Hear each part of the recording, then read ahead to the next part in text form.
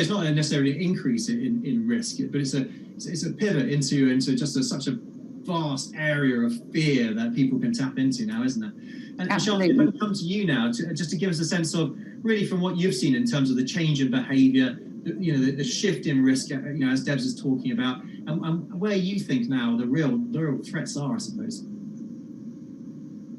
So actually, I would like to change the discussion a little bit. So the risks are clear. So if you look at the financial industry, I understand that fraud is up by a large margin and scams and so forth that are COVID-related, un-COVID-related. I just in the same way that you have put more time into your kids, I think the scammers have more time at home and to try to figure out what the rest of us are doing. But I guess the point that I want to make is that on the other hand, the fact that COVID is a worldwide problem that crosses borders and nations and has no geographical bounds meant that people, that at least in theory, collaboration is absolutely necessary to understand these lines of how the disease behaves, how the disease spreads. And similarly, the same thing can be said about crime, about financial crime. So rather than one bank in one country trying to figure out what the risk is and then how to fight it, you would think about multiple banks talking to each other to figure out the risk and then maybe to figure out how to fight it. And this is in the same country, then across countries, across nations. So there's a clear need of collaborating to figure out what's going on. In financial crime, in trying to come up with a vaccine, in trying to later on test the effectiveness of the vaccine on different populations, and in trying to ensure everybody gets the vaccine. We've seen this happen in universities. This type of collaboration, one of my affiliations is Weizmann Institute, and for, patents and things like that are always of concern to universities or to research labs and so forth, but they've realized very quickly that this is an emergency, and to say the least, and that let's forget about the patents, let's try to collaborate across the world, share our insights very quickly so that we can sort of get ahead. Now that's very transformative. That researchers would do that because at the time of risk you have to do that. So what does that have to do with our topic? What it has to do with our topic is the fact that since collaboration is key in answering the risk, okay, whether it is finding a vaccine or fighting financial crime, how do we collaborate? Is it okay to collaborate? So I mentioned patents as a hinder, but really what hinders more is regulations. If we're talking about financial industry and so forth, or medical, is that we're not privacy regulation. So there's a problem in collaboration. And one of the things that's happened in response is that a lot of sort of older technology, older ideas of how to securely collaborate using encryption, using platforms that allow collaboration without revealing all, have been developed and are being put into place. So I guess my point is that, yes, things have risen. Yes, we've all moved extremely quickly digitally, in healthcare, in everything. We know that, in education. But we've all done it together. It's not that there's a certain sector, a certain country, a certain geographic location where this has happened. And we've also realized that in order to mitigate risk, we have to collaborate. Whether the risk is, whatever risk it is, and therefore we need to figure out ways of collaborate in a secure fashion. So that's sort of my take on the whole thing. Yeah, no, absolutely. I mean, it's been an amazing, as you say, the response has to be global. So because it is a global problem, isn't it?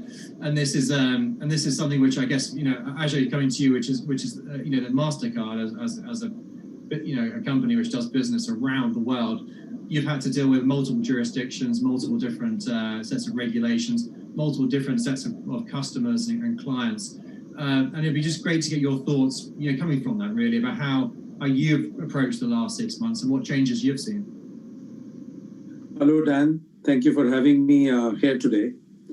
So, this pandemic has pretty much changed everybody's lives, as we know, or, if you look back 6 months and you look at now, the world around us has completely changed the way we live, the way we work, the way we shop, the way we socialize, the way we interact with each other. I mean, look at this Zoom conference happening today. It's a different world.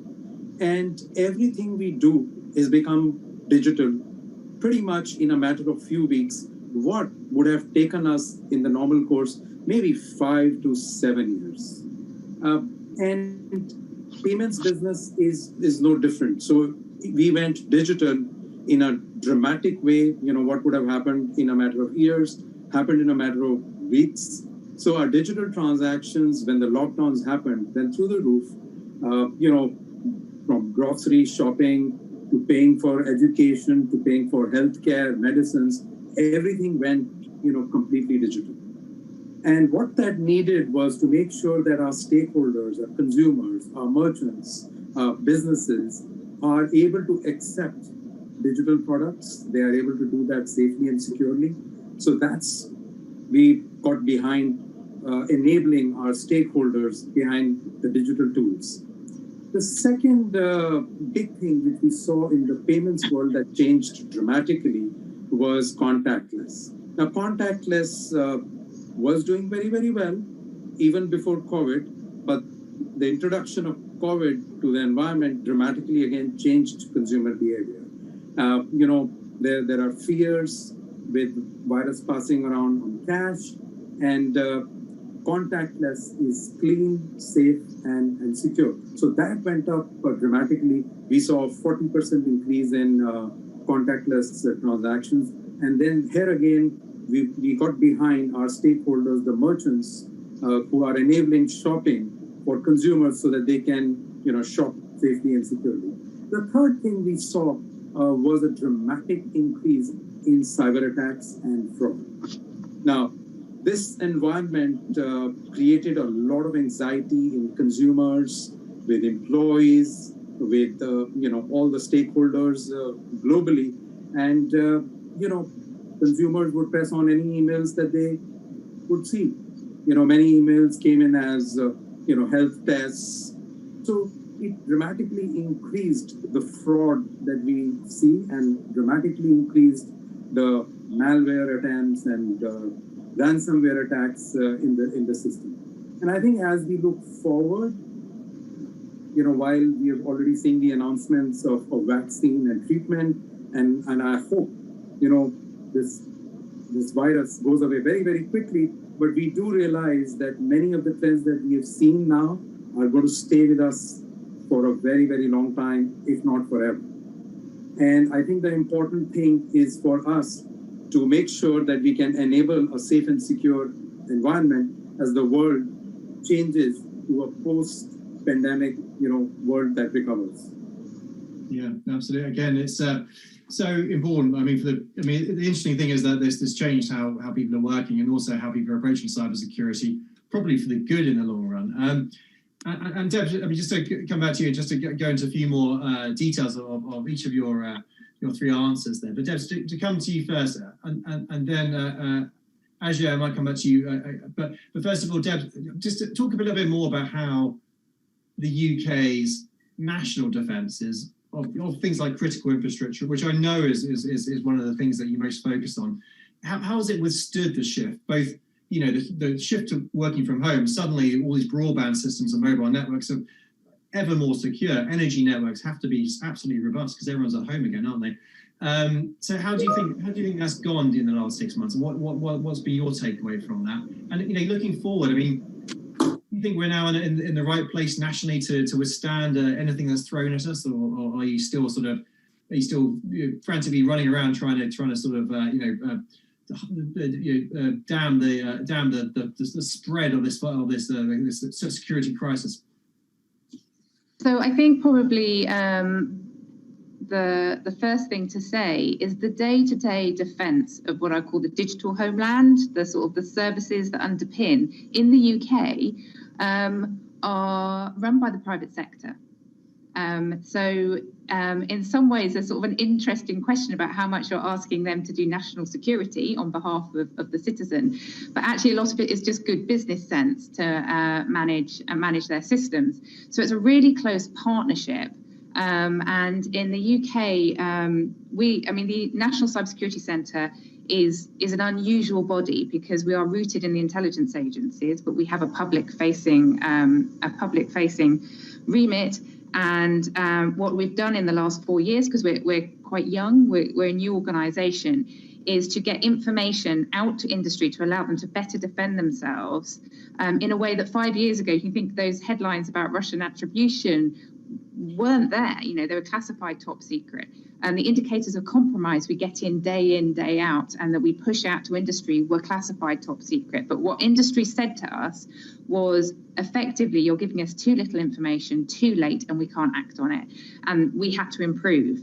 And I'm hoping, and these guys on the call with us might be able to say whether they feel like it feels different. And we're still learning. So as you're saying, with the NHS, us trying new things all the time, how to better do that.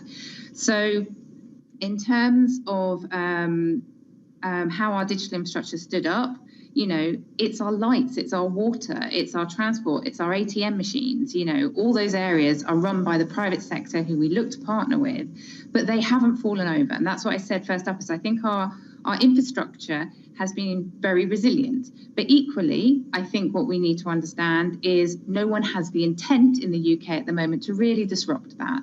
And so it's something we constantly think about, because we look years ahead in terms of how that intent may change and how we work with our industries to make sure they're as secure as they can be. And in the UK, we recently, only about 18 months ago, brought in cyber regulation for the first time.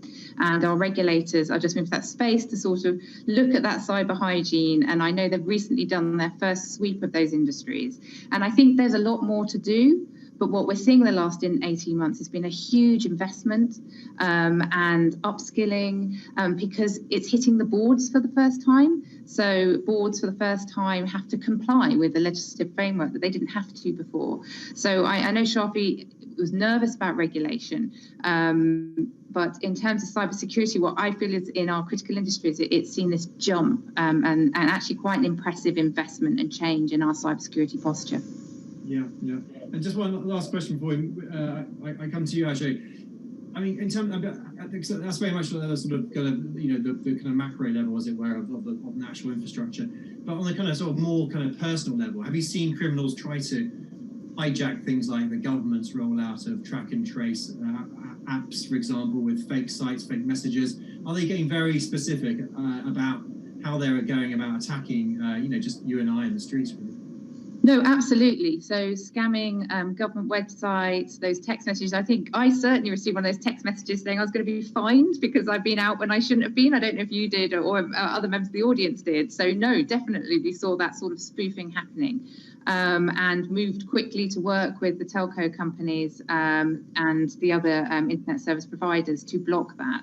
So as I said, with the NHS, we've wrapped ourselves around like the endpoints and held off tens of millions of attacks. And then our suspicious email reporting scheme, for the first time, we brought that forward because the public receiving these phishing attacks and these lures. So absolutely, yes, we've seen them. The public have now reported, I think it's 2.3 million members of the public have sent in emails. And I think we've taken down about 20,000 URLs we didn't know existed before. So what I mean about it, we often say cybersecurity is a team sport, and it's, that's, quite a tired phrase, but it really is, and that partnership with the public and our industry and government is what's gonna get us through this. And it's this constant cycle of us, as we see new threats out there, because we have our very specific lens, us getting that information out to industry. So even if someone has a bad day, the rest of the industry doesn't have to suffer. Can I interject something for a second? You said I was nervous about regulation, so I think I want to say that quite the opposite. Privacy, this is sort of my topic, since I was a PhD student. Regulations are there, okay? There's a question and what they tell you is that you have to pay attention to privacy, which I think you should. The question is, how do you get utility and privacy at the same time? And there are technologies to do so. There's secure collaboration, how to make queries in a secure way and so forth. But those are new technologies that have to be put into place. So my point really is that there's a need for these technologies, how to collaborate securely, how to use different kinds of encryption and so forth to allow collaboration on data without decrypting it. That has to be put into place. So there is a rise in that need, and I think the industry sees that. So my point is not that regulations are bad. The point is that they are there for a reason. And now the question is, how do we still extract utility, respecting privacy. Now, whether the regulations that are in place are worded correctly, are worded in such a way that you can't get around, whether it's actually feasible to check compliance, that's a separate question. But I'm totally for privacy. Yeah. There's some really big topics you've just raised, Shafi. We could talk about those all afternoon, as it were, separate to the kind of cybersecurity angle we're going down. But just while we've got you, I mean, what has been your experience for the last 6 months? You're talking about collaboration. Has that practically helped how the university, for example, has managed to withstand the shift to working from home, has managed to withstand, probably attacks on its own research? Right. Very good question. So I think different universities have reacted differently. So some universities have actually shut down. Some universities have decided on hybrid, formats, and some universities have said, "Damn the virus, and we're going to open," and professors have to show up, and as a result, they experienced some spreading events and then had to cut back. In terms of whether this affected whether cybercrime and security affected universities, I haven't seen much of it. There's been Zoom bombing and so forth in lectures every once in a while, but I really think that we very quickly have reacted to it.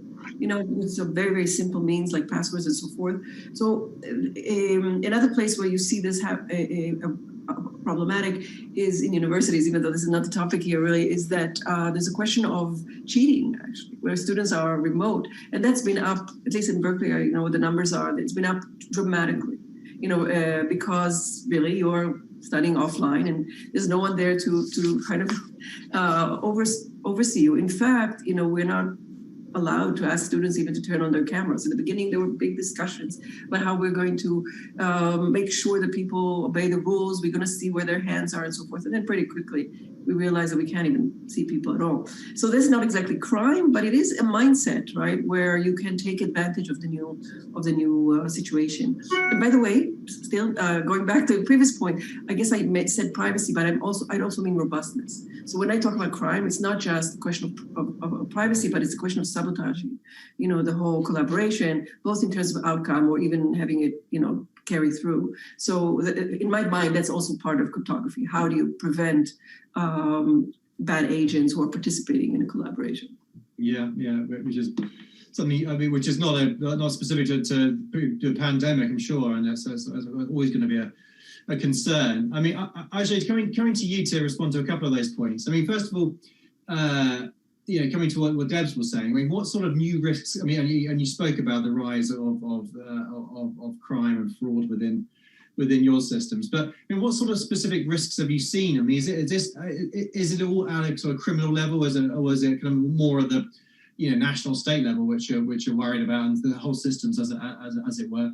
And second, to Shafi's point, I mean, how collaborative can you be as MasterCard with other companies in your sector and with governments in the countries you work with? So Dan, as we discussed earlier, the pandemic has changed everybody's way of living, and that means everybody's transacting digitally. Now, when you transact digitally, it does create problems because you are doing transactions remotely. You're not present physically. And if you look at the current environment, with the rise of the Internet of Things and all the kind of devices that, are connected, in all our homes, we have dozens of devices, our watches, our cars, everything is connected. And we are using that to transact. We are using that to do everything digitally. And that creates, more vulnerabilities. When you also connect these number of devices, which are billions of them, you also generate a lot of data. The world is already creating more than 2 quintillions of data every day. And that means you have devices at risk, you have data at risk, and, our infrastructure is good. We keep improving the infrastructure, but you need to look at it holistically. And again, no one organization can handle it alone. But, from our perspective, we put together a number of solutions for our stakeholders. So, for example, in the cyber world, because cyber hacks became very frequent, we changed the algorithms, we changed the tools, we changed the way they work. So just this year, we've got more than $7 billion in cyber attacks. In terms of fraud, so we altered the algorithms on our fraud solutions. That got another, $3 billion of fraud. So, by putting solutions which our stakeholders can use, that has really helped the ecosystem. And I'd echo what Debs said earlier. It's like amazing the way the world moved to a new order, like in a matter of weeks. It's like unreal, and it worked very, very smoothly, and the whole ecosystem worked. And as we look forward, I think the collaboration one can do with governments and with other corporations is critical, especially in the cyber space, the fraud space. It's very, very important that we work all together, because the enemy is outside, and everybody needs to collaborate with the tools to make the ecosystem stronger.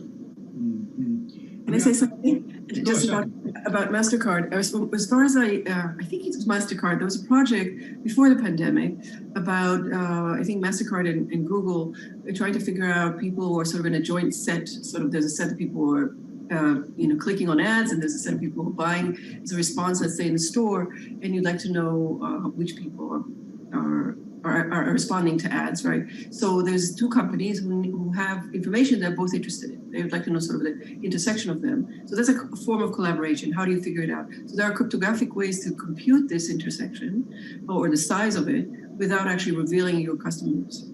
So that wasn't for pandemic, but you could see that the same technology, it's called private set intersection, is extremely relevant to other problems that are pandemic related. That is, if you want to know about cyber attacks from different companies, of course the companies don't want to say exactly who attacked them, what was the magnitude of the attack, but they might want to know whether they are above or below the average for credit card companies, or above or below the average to other companies. Can they find that out? So there's something called multi-party secure computation, which allows you to figure out what the average is, and then you can tell you secretly without revealing what your part is. And you can tell if you're above or below. You might be able to detect the names of sites that attacked you, or is there some sites that have attacked others and are coming to you without revealing specifically that you were attacked. So I think the MasterCard specifically was the one who was involved in this project with Google, but that technology that was built for revenue boosting actually is very relevant to detect, threat that's rising via collaboration. Yeah, Ajay, I'm coming to you. Is this something, and Debs, after Ajay, I'll come back to you as well, because I'd like to talk to you about collaboration as well with other nations. But Ajay, just to respond to Shafi's points, are you finding that the sort of systems you had in place pre-pandemic are now being used or being adapted to the new regime? Yeah, so Dan, actually that really helped us. So we had a security by design strategy for some time now, and we acquired a number of organizations in the artificial intelligence space, and the device biometrics space, in dispute resolution space, and in cyber risk assessment space. And all these assets came in very, very handy when the pandemic changed the digital behavior overnight, because we were able to handle these problems at scale. So if you just look at, for example, the identity technologies, where you can actually authenticate a consumer when they do a digital transaction, they work very, very well and help reduce fraud and authenticated consumers. It helped the trade flows working when the whole world was locked down. Our technologies in artificial intelligence, they really help in catching suspicious behavior of individuals and organizations, and they worked remarkably well in figuring out cyber scores and figuring out cyber vulnerabilities in institutions, so you can actually address them proactively. So I would say a number of things came together to help us at this time. And I'm really pleased that the infrastructure came together at this crucial moment to help our stakeholders. Yeah, very good.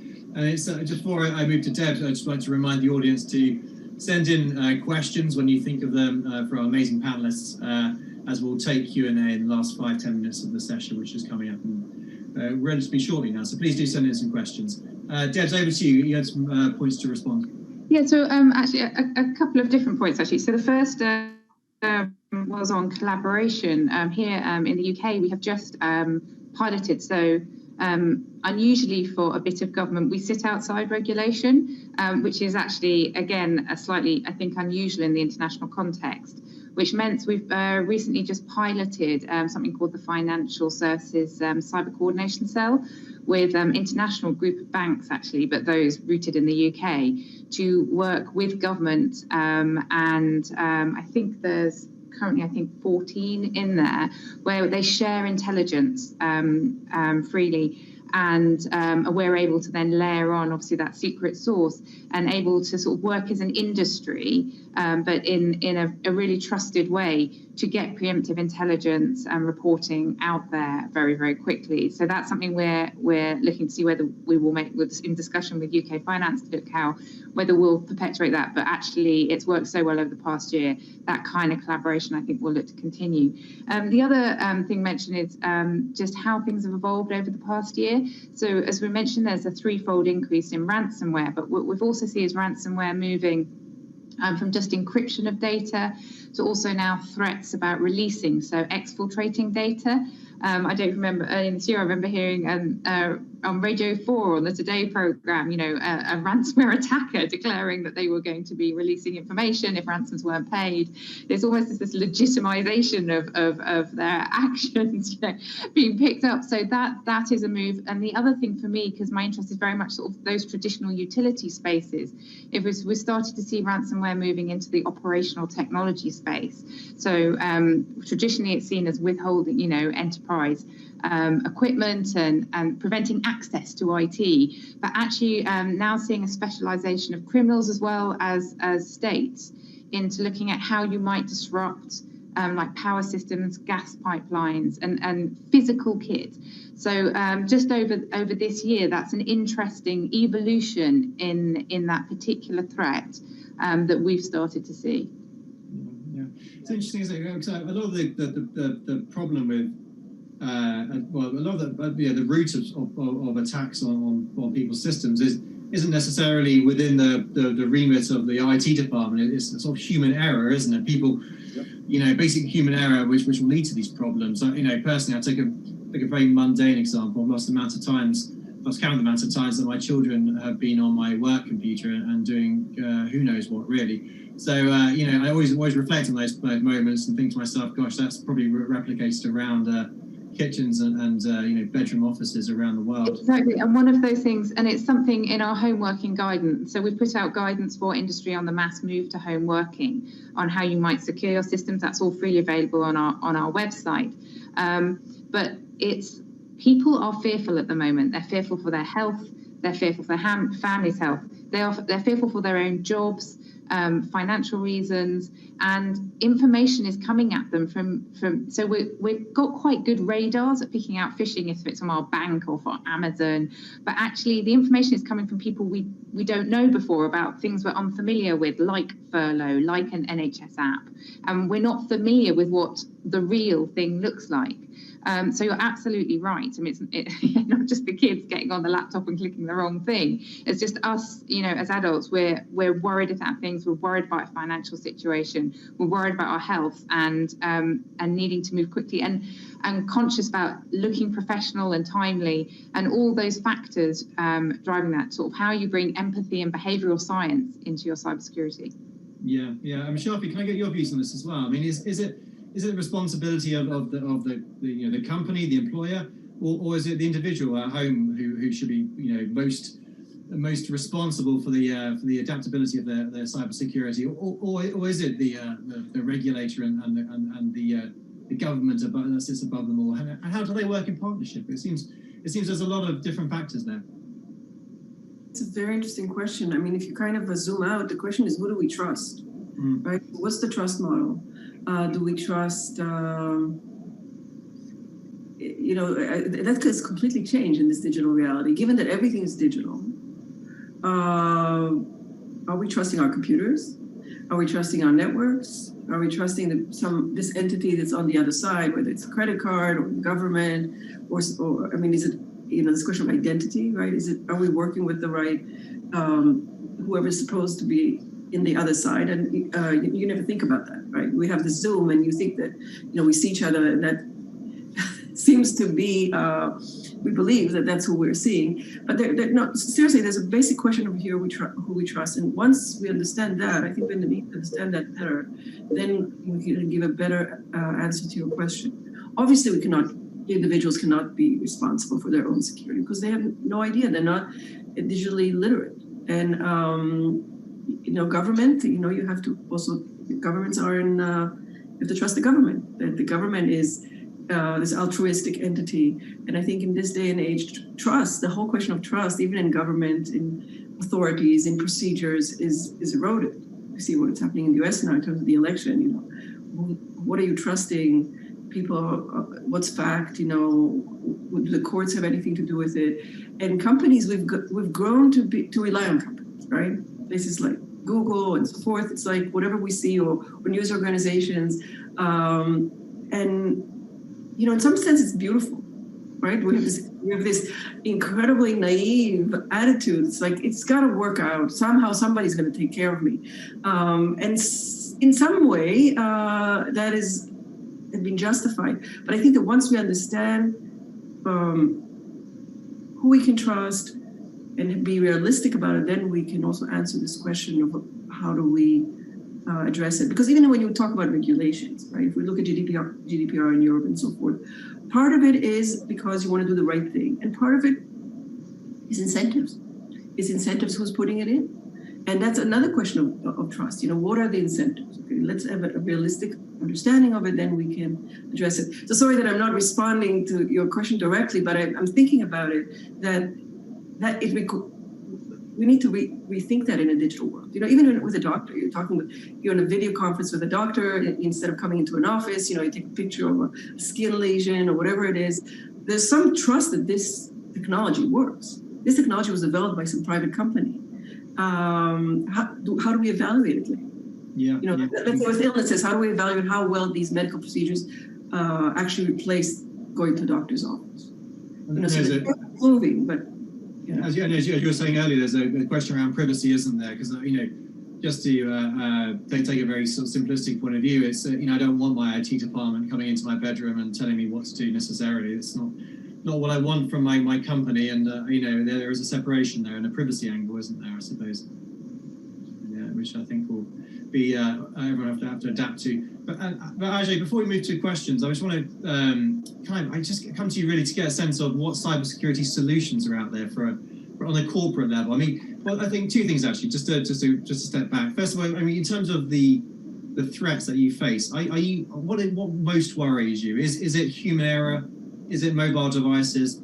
Is it is it Zoom calls? Whatever it might be. Is there one thing which is really top of mind right now for you? And secondly, like I say, what are the solutions and what are the things that you are using yourself practically as MasterCard within your sector, within your industry to help? So Dan, it's interesting Shafi was talking about trust, because I always say trust is our business, and when you use your MasterCard, you are able to do that transaction safely and securely because you trust the transaction, and that's how the system works.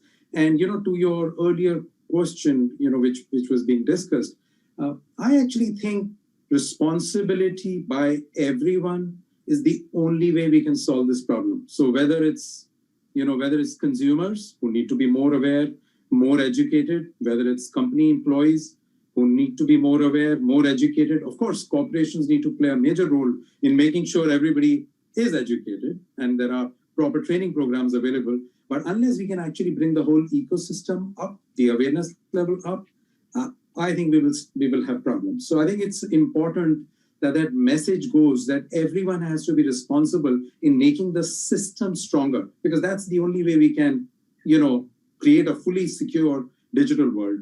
Now, in terms of your question on the tools and solutions available, I think if you look at the physical space, the chip, the contactless chip, which is available, very, very secure. If you look at the digital world, the identity technologies, the biometric technologies, very, very successful again in ensuring that these are trusted transactions. If you look at the device world, I worry about it the most, to your question. If you look at the future world of IoT, 75 billion devices connected to the internet, in a matter of 3-4 years, I think that's where we may see some of the biggest issues coming to us. We've been investing very heavily as a company to make sure that just like we can create trust in transactions, we should be able to create trust in devices. So, we already have the technologies that have been rolled out, which can ensure that corporations or businesses can actually see, is this a robot who's trying to log in, or is it a real consumer who's going to logging in? We have technologies now which can look at the behavior of a device, how you hold your device, how you look at your device, what is the usage of the device, and based on that, they can detect. So there are a number of technologies which can actually help put together, combine, in ensuring that you can create a trusted transaction, you can create a trusted device, you can create a trusted infrastructure, and you actually need to combine all of them to create a secure ecosystem. And like we discussed earlier, we need to collaborate, make sure that there are standards followed by organizations. So we work with governments, we work with standards organizations to make sure that there are common standards that we follow. Because unless everyone follows those standards, again, we will create a broken world. Thank you. Ajay, you actually answered some of the questions which are coming in from the audience in the answer around things like adoption of IoT and edge computing that they're talking about, computing the edge, the home PCs and so on. So I'm going to ask you a couple more questions before we sadly have to break. I suspect this is for you, Debs, actually. We're seeing hospitals in different countries facing cyber and ransomware attacks. How do you make sure that both the hospitals, the healthcare sector, which is obviously so critical at the moment, and they've actually added small to medium-sized businesses as well, SMEs, how do you make sure those are better protected? I suppose the SME point is the companies who don't necessarily have the deep pockets that MasterCard has. Yeah, so in terms of what we've done for the NHS, over the pandemic period, we have actually, we've supported on, I think, almost 200 incidents.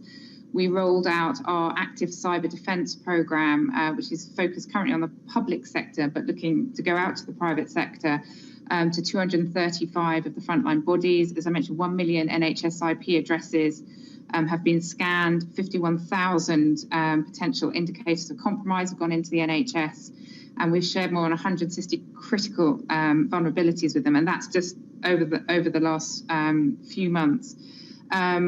We, as I mentioned, there are 1,300 set of what we call essential service providers, those small and medium-sized enterprises largely, that became critical for our response. So we have an awful lot of free guidance out there. We look to wrap additional support around there, around those companies. We have streams of threat information. We have things like our Logging Made Easy tool. So because these are offers from government, they are free to those industries. So Logging Made Easy is specifically for those kind of firms who don't have those security teams that larger firms have, to support them in getting these cybersecurity practices in place to help them defend themselves. And we're constantly looking to how we can sort of take the bad stuff away from most people most of the time, those commodity attacks, and looking how we can expand that further. So yeah, tools are there. There's an awful lot of resources on our website for those companies to help people orientate through.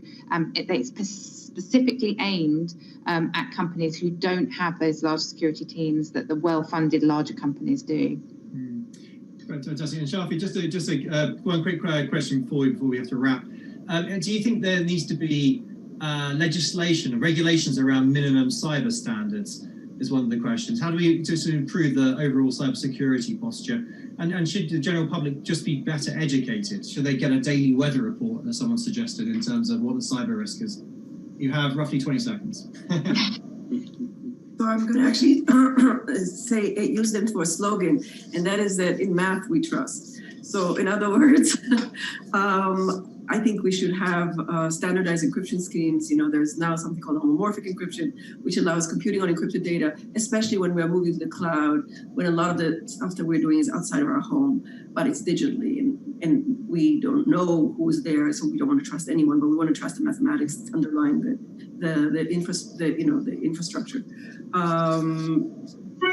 So regulations and standardization of encryption schemes have a lot to do with it, and you need to get to it and speed up the process. In the same way that we're speeding up vaccines and we're trying to rush ahead with that, we should speed up our standardization process, which usually takes years, and the adoption of these type of methods. Because we can't trust anything else except what is, in my opinion, mathematics and technology and an understanding of what, clarity. We need clarity of who the enemy is, what can we assume about trust models, what are the methods out there, how good are they, and we need to do it quickly. Fantastic place to finish. Thank you so much to all my panelists this afternoon. Their fantastic contributions and indeed their time this afternoon. We'd normally have a round of applause, of course, but sadly you only have me and my thanks. But also thanks to our audience for watching us this afternoon. I hope you all enjoyed it and learned as much as I have. And please come back after a short break for the next session.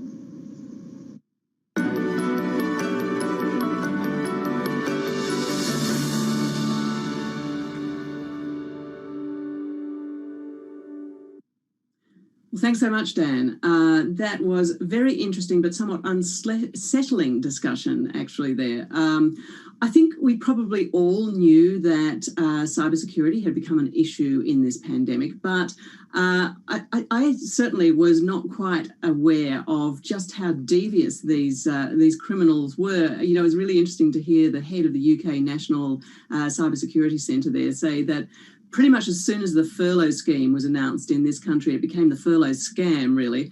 And in March, I think they detected more COVID-related scams than any other form, which was pretty good going because that was only when the lockdown started. Also interesting to hear from MasterCard's representative there that they were also hit by massive amounts of fraud and scam at some points. Or when I say massive, much larger than would have been the norm. Actually, what was quite amusing really was hearing Deborah Pedersen from the National Cybersecurity Centre there in the UK say that the email scams related to COVID were so prevalent that she herself got one. She got an email telling her that she was going to be fined because she'd been outside when she shouldn't have been, which was pretty much a bad move by the scammers. So very interesting to hear actually from Deborah and others just what sort of steps have been taken to crack down on it and how they went to some lengths to liaise with the NHS and the banks to make sure that they were going to fortify infrastructure and critical areas such as the NHS to make sure that they didn't suffer any more than necessary. So really interesting discussion, somewhat unnerving, but there we go. That's the story of COVID. Well, please do stay with us. The next session will be our analysis of the US presidential election.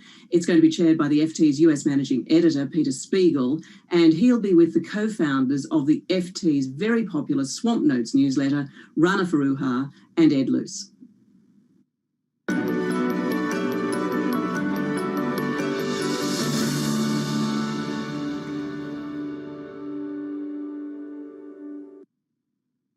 This is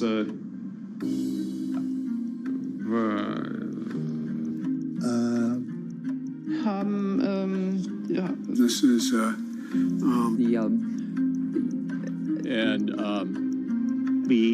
we ever I mean, if you're feeling a bit lost right now, you're in good company.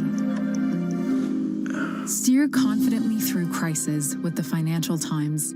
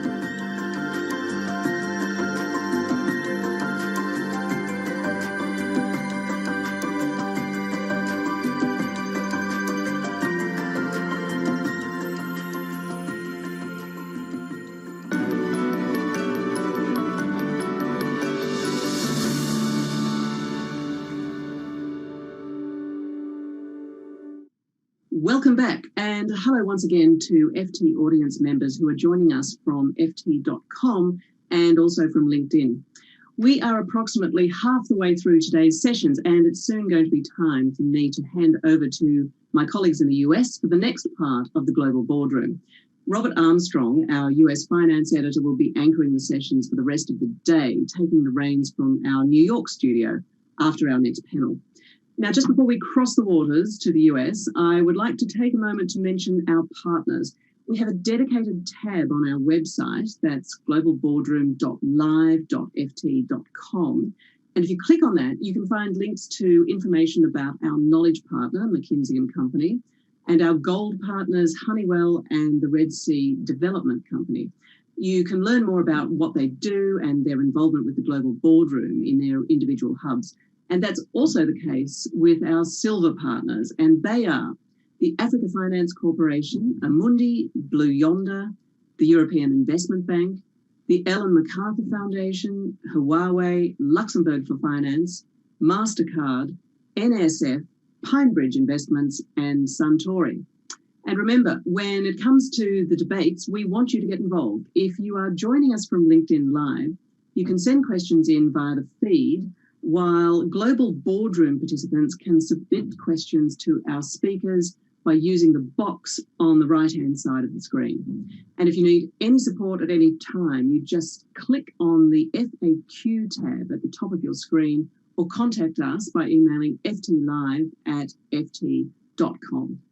So next up, we have one of the day's big discussions on the US presidential election. This session will feature Rana Faruha and Ed Luce, who are the team behind the FT Swamp Notes newsletter, our excellent and often quite cheeky look at US politics, the impact of big tech, and other biting issues. And joining them will be Anne-Marie Slaughter, Chief Executive of the New America think tank. The chair for this session is our US Managing Editor, Peter Spiegel, who will be giving a brief welcome on behalf of the FT in the US. Well, that's it from me for today.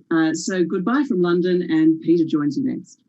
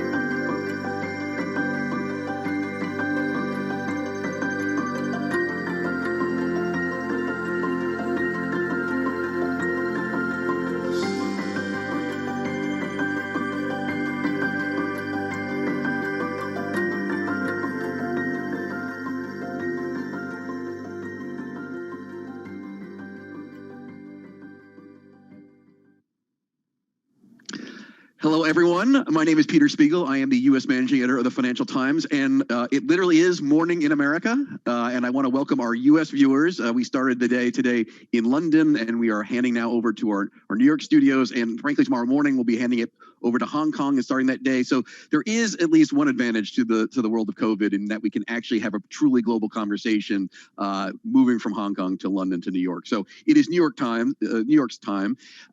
You may know we had a little election here in the U.S. Last week, which the big kickoff for panel for the U.S. I'll be talking to some distinguished panelists about that. The implications, obviously, for business, but obviously we want to talk about what is going on now in Washington with the Trump efforts to try to, in some way, claw back the results of Tuesday. But I think most of the afternoon, and I want to emphasize, is really going to focus on the pandemic, and I think rightfully so. I think, we have seen over 100,000 cases a day in the U.S. for most of the last week. We have seen record hospitalizations. And I think, unfortunately, because of all the heat of the election, we've kind of put that out of our brain. But I think we at the Financial Times in particular want to refocus things, because I think in terms of the economy in particular, but also society more broadly, the really disastrous handling of the COVID situation here in the U.S. is going to overtake any of this politics, I think, relatively soon. Obviously, the Pfizer announcement, over the weekend and a Monday is good news, and we're all very excited about that. But it's going to be at least 6 months before that kind of vaccine is rolled out nationwide. And so by all indications, and in terms of sources we've talked to and frankly, business leaders I've talked to, there is a real concern that this is going to be a very brutal winter here in the U.S. And so we have some excellent panelists to discuss that this afternoon, particularly the impact on cities. The fact of the matter is, I was actually in our U.S. headquarters yesterday in Lower Manhattan. I was riding the subway, and there's no one on the subway.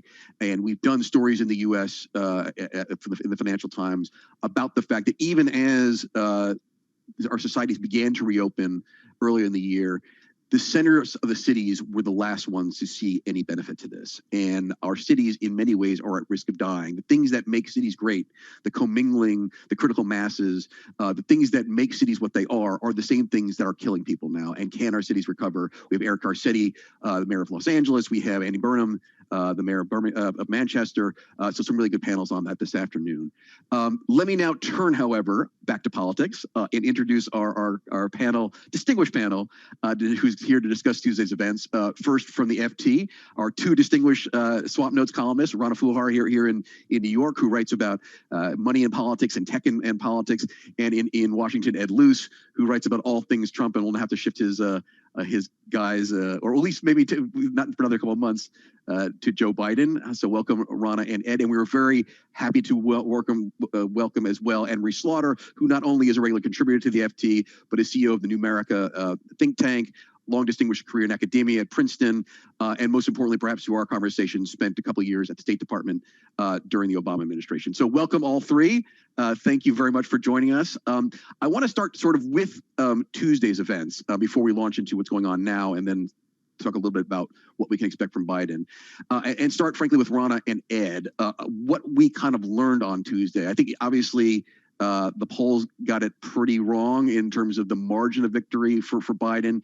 I would say the two things that I was most surprised about was one, and Rana, you and I have talked about this in other fora, the Hispanic vote, particularly in Miami-Dade and along the Rio Grande Valley in Texas, that just abandoned the Democratic Party. It seemed to, I guess, didn't abandon is too strong a word, but clearly huge shifts from Hillary Clinton towards in 2016 towards Donald Trump.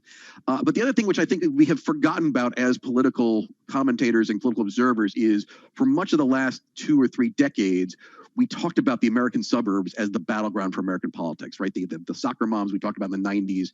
And I think the suburbs really presented themselves as reminded us that that's the place where elections are fought in America. This was the place that Joe Biden won the election. The suburbs of Philadelphia, the suburbs of Detroit, the suburbs of Atlanta, and even in places like Texas where he lost, and Florida where he lost, the suburbs of Jacksonville, the suburbs of Dallas, those are places that really shifted towards Biden over the 4 years, the preceding 4 years. So Rana, why don't I start with you and just if you could give your takeaways of what we think we learned on Tuesday, if anything is clear just yet. Yeah, well, I think one of the things that is clear is that identity politics is not what we thought it was. If you just look at the way in which the Latino vote was split, affluent Cubans in Miami who are concerned about perhaps creeping democratic socialism on the left are not the same as, say, Puerto Rican immigrant families in New York or Hispanic Americans in the Southwest. These are different groups. I think also the fact that you saw some African Americans going for Trump says that identity may be really more about class identity, more about economics than it is about race and ethnicity. And I think that, that's something very powerful. I've been feeling that's coming for a while within the Democratic Party, that people would begin voting on their economic interests, and they would be varied. I mean, I think one of the reasons, for example, that you saw so many young, affluent, white students getting involved in the Black Lives Matter movement was not just because they're sympathetic to progressive issues around race, which of course they are, but also they're looking out at the future and they're seeing $2 trillion in loans and high unemployment figures and permanently dampened income. So I think that knitting together of race and class is very interesting. I also think it's fascinating and heartening that, you know, Trump's efforts to get suburban women to like him, or more particularly to make people in the suburbs frightened that there's somehow going to be looting in their city and that they're unsafe, were completely unsuccessful. You know, I had been really worried actually at a couple of points in the last few months. Violence in Portland, you know, Trump signaling Proud Boys during debates that we were going to see more violence, but we didn't. And that was really, really heartening.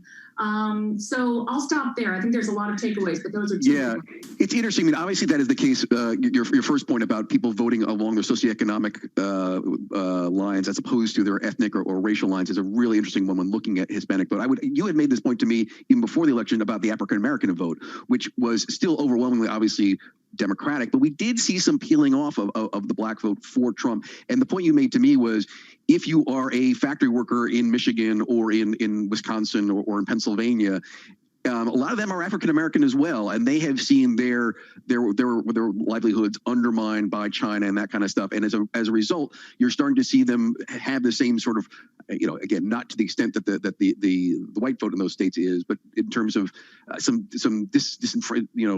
not hugely supportive of some of the more neoliberal, for lack of a better word, democratic policies that we've seen both under the Clinton and Obama administration. So, Ed, let me turn to you in terms of what were your takeaways from Tuesday's vote. Well, I'd agree with most of what Rana said. I mean, I think that the term Hispanic is one that should be retired. You know, what we saw in Florida, particularly southern Florida, was Cuban Americans and Venezuelan Americans and Colombian Americans, you know, switching. But as Rana said, you know, Puerto Rican Americans living in other parts of the country, very little in common with that sub-ethnic category in southern Florida. So I think the term Hispanic, it actually sort of clouds as much as it clarifies. As regards African Americans, you know, you still have about 9 out of 10 voting Democratic. And there is this sub-story that I've yet to see really well explained of a significant chunk of young African American males voting for Donald Trump last week. But again, it's still a tiny minority, even of young African American males. So, you know, it's not like we're seeing two multi-ethnic parties here. We are ultimately seeing a confirmation of the 2016 election with some sub-trends, namely that white blue-collar workers, particularly those, you know, without diplomas, are more and more moving to the Republican column. You've had since then people like Tom Cotton, Marco Rubio, Josh Hawley, all 2024 presidential hopefuls calling themselves a working class party, which is interesting in that, you know, in the last 4 years, the party has been producing the most neoliberal policies we've seen in the last generation. You know, I think it's probably a little unfair to describe the Obama administration as neoliberal. It tried to be social democratic. It got frustrated by a gridlocked Washington. So 48% for Trump, 51% for Biden, thereabouts, is an extraordinarily divided nation. And I think the polls were wrong, as you mentioned, Peter, in indicating a much bigger Biden victory. But I think they were believed because we all saw how the Trump administration handled the pandemic and continues to mishandle and basically ignore it, and expected a much larger margin. So we believed the polls because they intuitively were in accord with what the world we saw around us. It's a very, very divided country. And it's hard to see bipartisanship working well for the Biden administration in these circumstances. One footnote I'll just say before I turn to Anne Marie is, yes, you're right. I think that in terms of the ability of Trump to hang on to that working class white vote, that did keep him in the game. But there was Macomb County, the classic blue collar county north of Detroit, went for Biden. Erie County, which is again sort of just around the Great Lakes in Pennsylvania, went for Biden. So there were some inroads that Democrats were able to claw back some of those voters. It'll be interesting to see if Trump runs again, or if there's a Trumpian figure in 2024, how that the electric plays. Anne-Marie, let me turn to you and ask if you have any thoughts on Tuesday, but also I hate to do this with you, have you open up the discussion on this, but obviously we've seen some, shall we say, disturbing, some interesting developments that have happened since Election Day, and some of them have happened in the department you worked in, where we had Mike Pompeo come up and seemingly jokingly say we're preparing for a transition to a second Trump administration, although what kind of message that sends abroad, is open to debate. And then also all the firings at the Pentagon, which I think has got a lot of people rather worried. So can I ask you to talk a bit about your thoughts about Tuesday, but then also sort of open our discussion about what you think is happening in Washington, and how concerned are you not only about the projection of what American democracy looks like abroad right now, but whether that has anything that we have to worry about domestically? Great. Well, thank you. So I will agree with a lot of what's already been said, and I strongly second the idea of getting rid of Hispanic, even Latinx. I mean, it's effectively like talking about all white people as Europeans. I mean, there's so many different subgroups, and honestly, as the United States moves to being a plurality nation, one of the ways we'll know that is we will no longer be able to say this group votes this way. You'll have the same range of conservative to liberal opinion as you among groups as between them. But I'll say the one thing that I would emphasize is that I really think the Democrats got themselves backed into the corner of we're about health and you're about the economy. We'll put the pandemic first in the sense of protecting lives, and Trump will protect jobs. And that is a bad place to be. And indeed, with a lot of the Latino men who were interviewed about why they voted the way they voted, they all talked about jobs. They said, look, we've got to provide for our families. Biden didn't have to get himself there. He should have talked about lives and livelihoods. He should have said from the beginning, if we'd had a decent strategy and enough tests, we could have been like Taiwan and other countries that never had to lock down, but he didn't.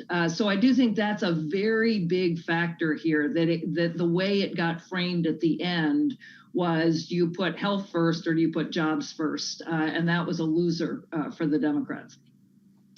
So on the question of what Ezra Klein of Vox said yesterday, we're watching a coup in plain sight. If we saw this in any other country, a president refusing to accept the results and then firing the Secretary of Defense, you can imagine what all of you would be writing, that this is an attempted coup.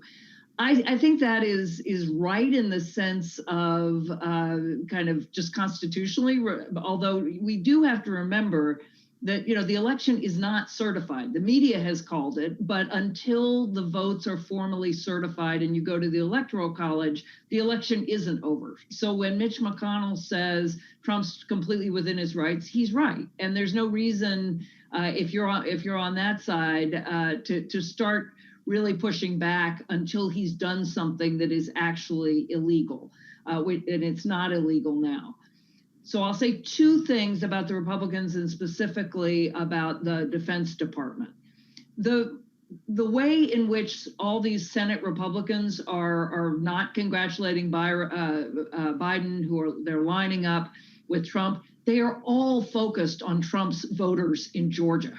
The single most important thing for the Senate is keeping that majority, and they are not going to take any risks at alienating any part of Trump's base while those two runoffs remain. So point one. Point two, we knew he was going to fire Esper. There were all sorts of arguments saying he's going to fire Esper. Even if he won the election, he was going to fire Esper because he was upset with the defense secretary for pushing back on renaming Confederate bases and actually refusing to invoke the Insurrection Act. So there's a perfectly good reason for why he was going to do that. And that's what he does. If you're unloyal, and also because he gets headlines that way, he fires people. But fundamentally, I think no matter who is in charge in the Defense Department, what really matters is the Joint Chiefs of Staff. And Mark Milley, the head of the Joint Chiefs of Staff, has gone out of his way to make clear after the church incident that was a mistake, that his loyalty is to the Constitution. And every other former head of the Joint Chiefs and Defense Secretary, like Jim Mattis, has, I think, sent every signal that professional military can, that their loyalty is to the Constitution. And if Donald Trump disobeys the Constitution or really subverts constitutional norms, they will not respond. And let me ask you if you agree with that. I mean, it is interesting, the position of General Milley. I mean, the chairman of the Joint Chiefs tends to be the only sort of major figure who carries over from one administration to another anyway. The other two, I would note, is the head of the FBI and the head of the CIA, which both of whom may be fired in the next 6 weeks as well, Haspel and at CIA in particular. But Ed, let me ask you, how concerned you are. Is this just purely, as Anne-Marie suggests, a bit of electioneering ahead of the Georgia specials in January? But I guess even if it is, as the only foreigner on the panel, what does it say and what does it do in terms of the image abroad to see the Secretary of State stand up there and half jokingly suggest that we're not going to pay attention to Tuesday's election? Look, I think Anne-Marie's right, and I think that the president hasn't yet broken any laws. If once these results are certified in Michigan, Pennsylvania, Georgia, etc., he continues to push for the Republican legislatures in those states to produce separate slates of electors. Then we're getting into pretty unconstitutional territory, even though there are some who would interpret the Constitution as allowing state legislatures to choose who they like, regardless of popular opinion. One or two on the Supreme Court, by the way. But I think Anne-Marie's right. I think the idea that this is actually a coup is belied by the fact that the comments from Mitch McConnell, the comments even from Bill Barr, and from other Republicans on the Hill are simply about Trump's right to demand recounts and litigate some of the ballots, and then they're not about Trump's right to overturn the popular vote and the Electoral College vote. How I would be covering this if I were based in, I don't know, two countries that I have been based in, the Philippines or India, well, I would be extremely worried, and Ezra Klein's characterization would be exactly correct. I think that Trump probably will fire Gina Haspel in the coming weeks. Christopher Wray also almost certainly. Both are in his eyes disloyal. Both have blocked attempts to release evidence that they've collected that allegedly shows that Russia didn't interfere in the 2016 election and that the Obama administration colluded somehow with Russia to cook up this false charge. Clearly, there is no unredacted raw material that would show that, and therefore Gina Haspel and Christopher Wray are doing their jobs, but that marks them as disloyal.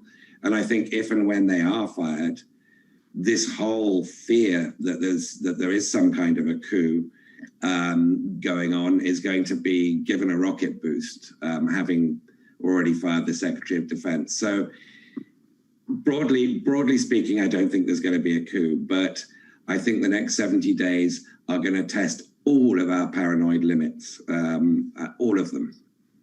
The very fact that we're actually having this discussion, it just sent shivers down my spine just 2 minutes ago. I'm like, I can't believe we're having this discussion in the United States of America, whether this is actually a coup or not. Ronald, let me turn to you about this and ask you about, take a step back. And I'm getting a lot of questions here, and please throw in your questions. I'll try to weave them in as our discussions about the future of the Republican Party.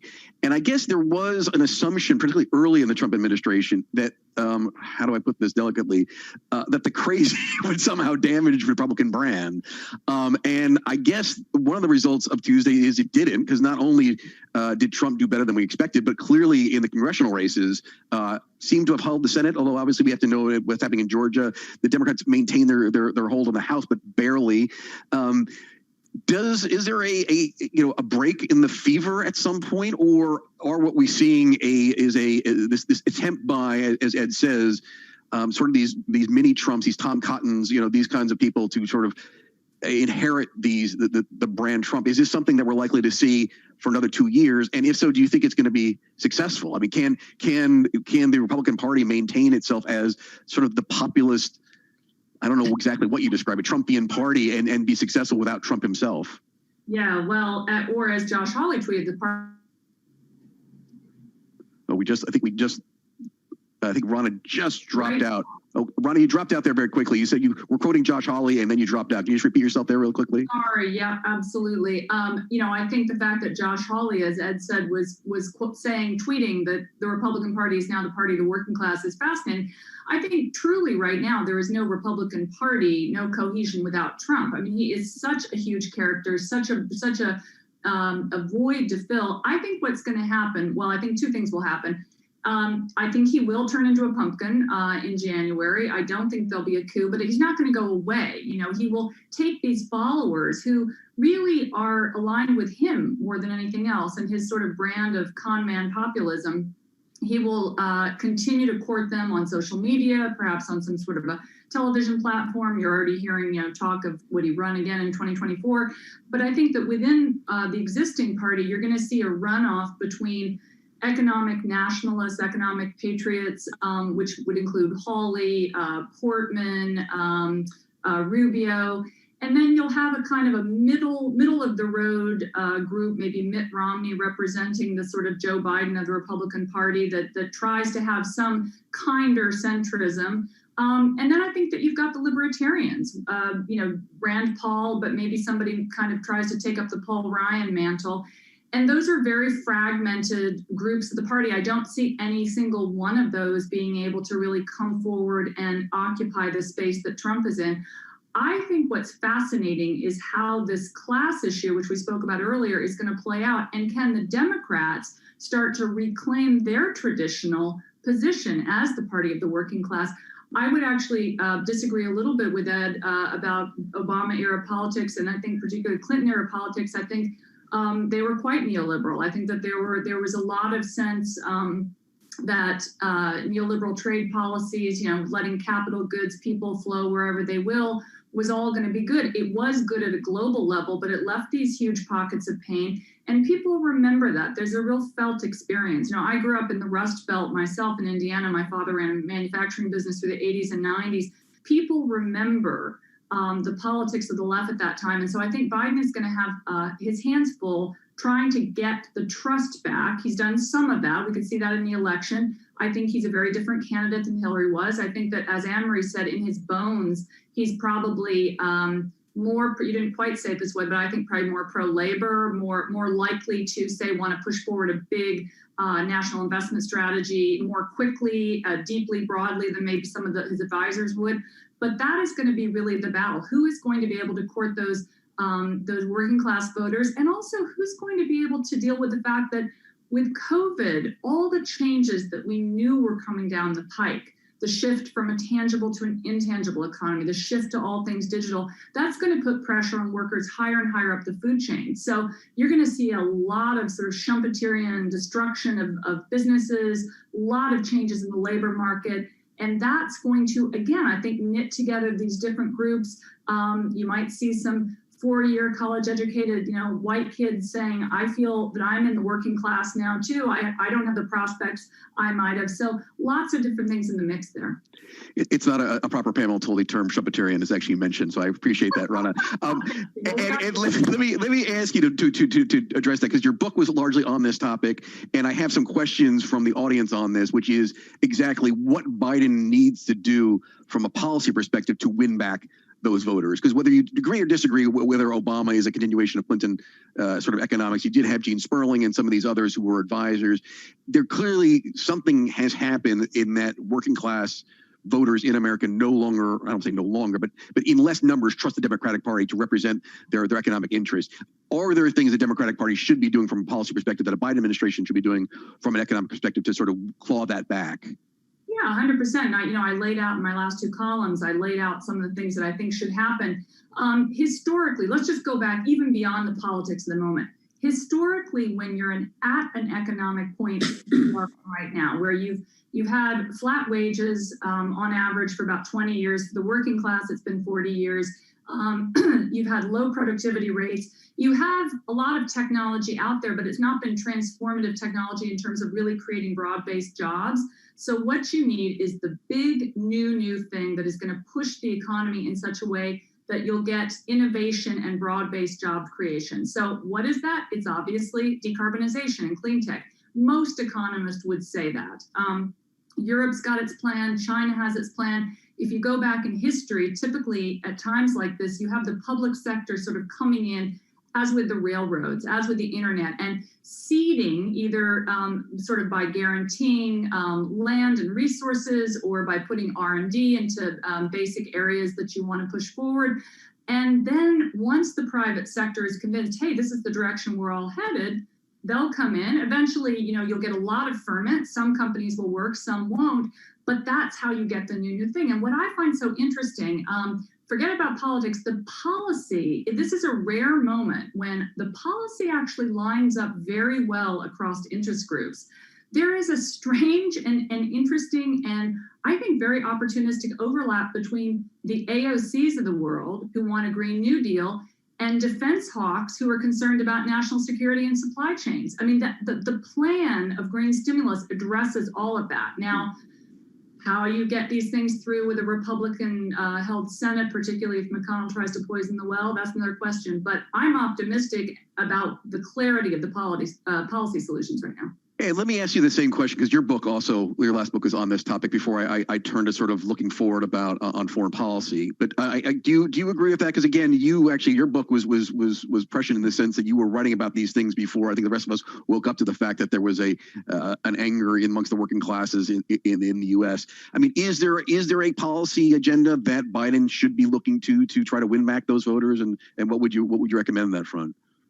So, I mean, I think the continuity between Biden and Obama, the next Biden administration and Obama, would be that Mitch McConnell is Senate Majority Leader. Obama did try to push through quite a lot of investments in the middle class, in infrastructure, in training, in green tech. He tried to have carbon pricing through the cap and trade system, all of which was shot down by the Tea Party Republicans and by Mitch McConnell. And it looks likely, depending on what happens on January the 5th, that Mitch McConnell will again have the whip hand in the next administration. And, he's got two principles, basically.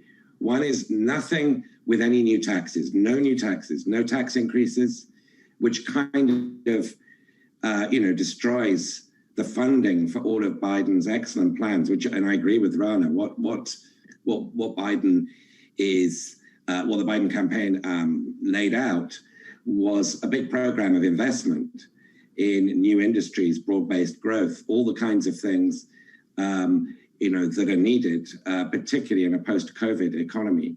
But if he can't pay for them with new revenues, then he's going to end up being Obamaized pretty quickly. And the other principle, of course, that sort of motivates McConnell, other than raw power, is getting conservative jurists confirmed.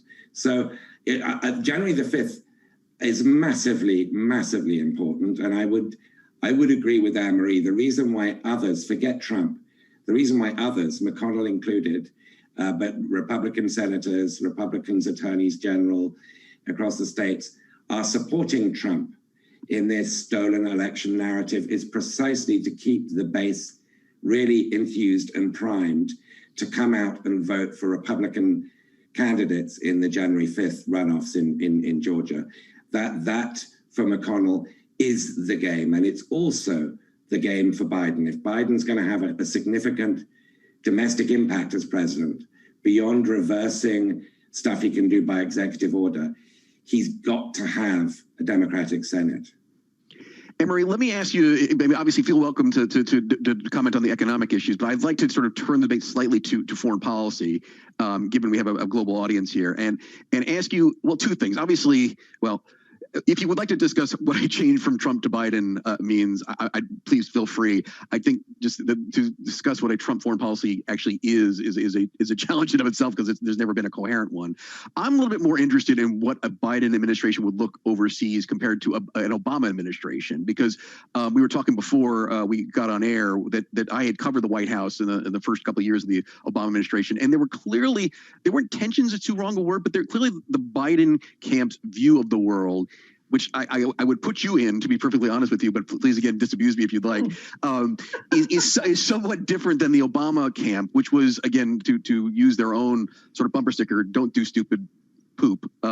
Whereas Biden, I think, comes from much more the Dean Acheson liberal internationalist. And then again, I remember one of the trips I went on with Biden is now this now famous Ukraine trip where he also went to Georgia. So as Obama, in his sort of realist sense, was trying to reset the relationship with Moscow and court Medvedev, Biden, who was seen as more of the democracy promotion and human rights kind of thing, was sent to Kiev and to Tbilisi to say, don't worry, you know who I am. I'm the guy who cares about democracies in the near abroad.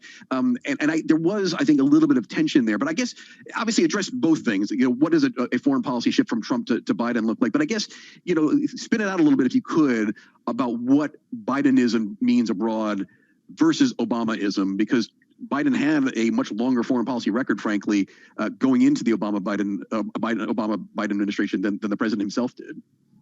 Well, there's a lot there, and I will jump in. I do just want to say one thing about Rana's point about the Republican Party coming apart.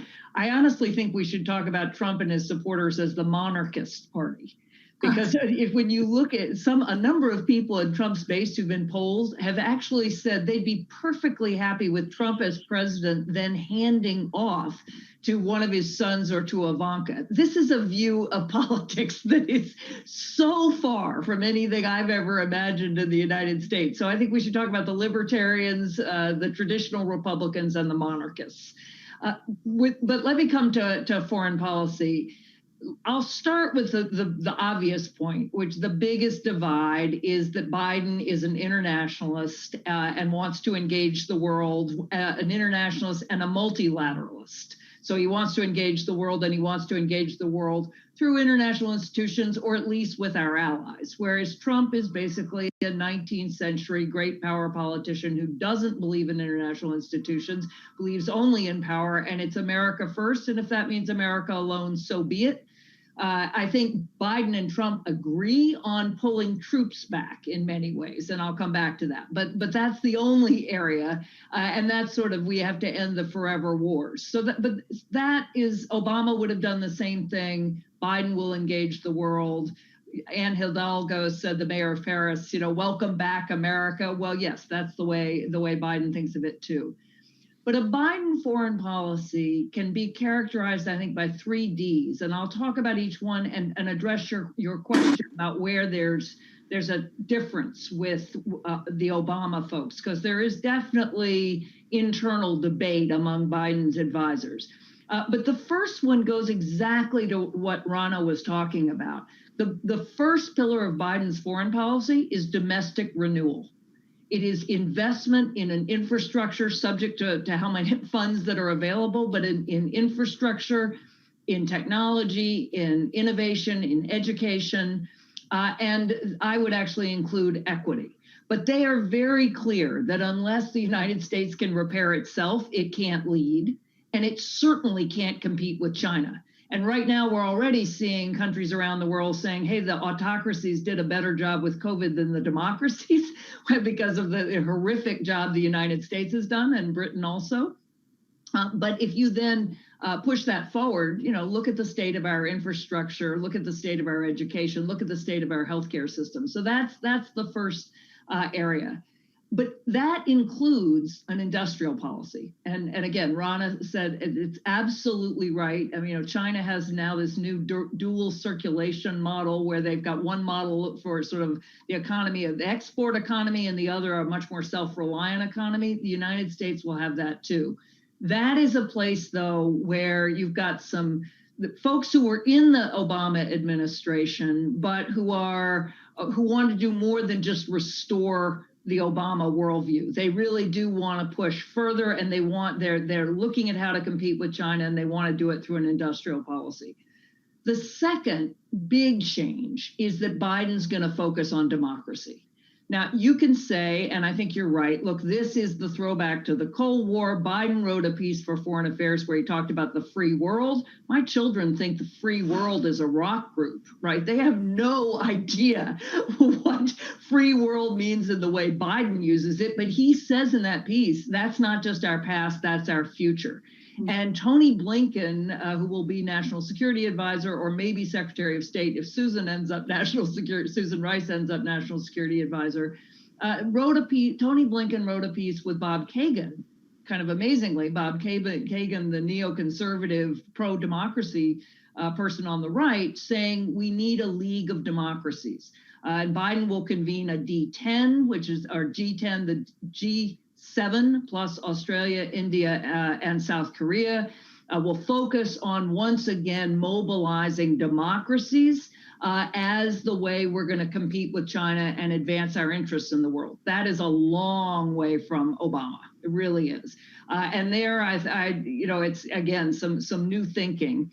The third pillar is deterrence.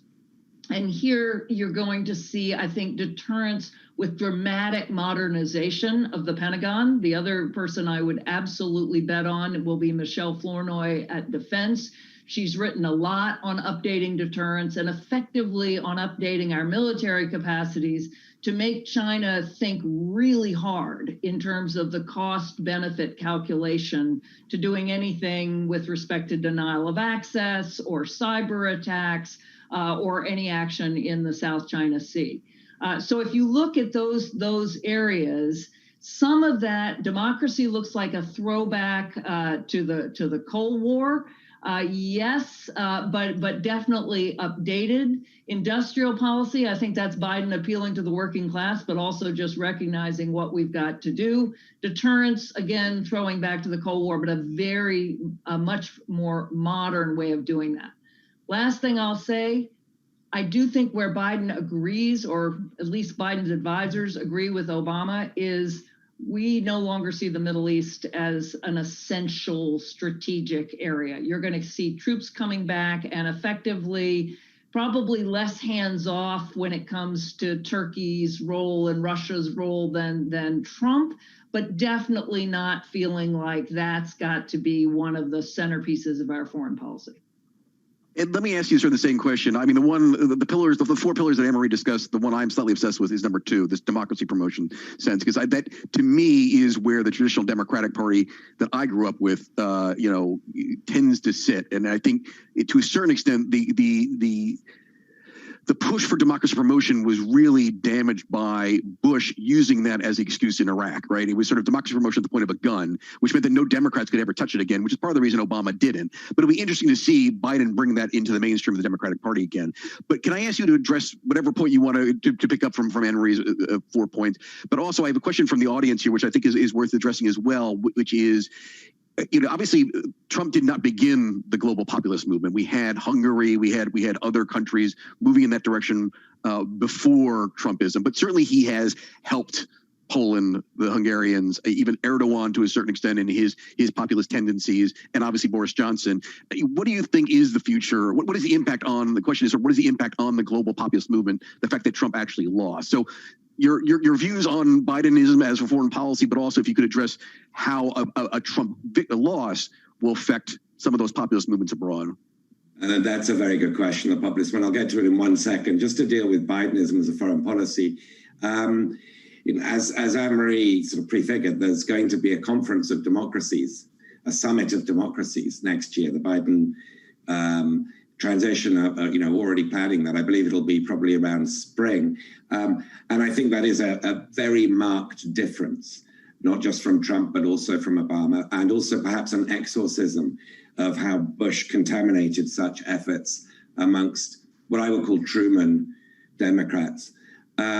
So that's very significant. It's going to present a lot of challenges. Do you invite Poland to a conference of democracies? Clearly, you wouldn't invite Hungary. I don't think it could even pretend to be a democracy anymore. Clearly, you do have to invite India. Mm-hmm. But do you complain about what's been happening under Narendra Modi's India? I would have thought that unless this is worked out pretty rigorously, the China imperative is going to start trumping the democracy imperative, because the overwhelming challenge here from administration to administration is China. And if you want to counterbalance China, you need to be besties with India.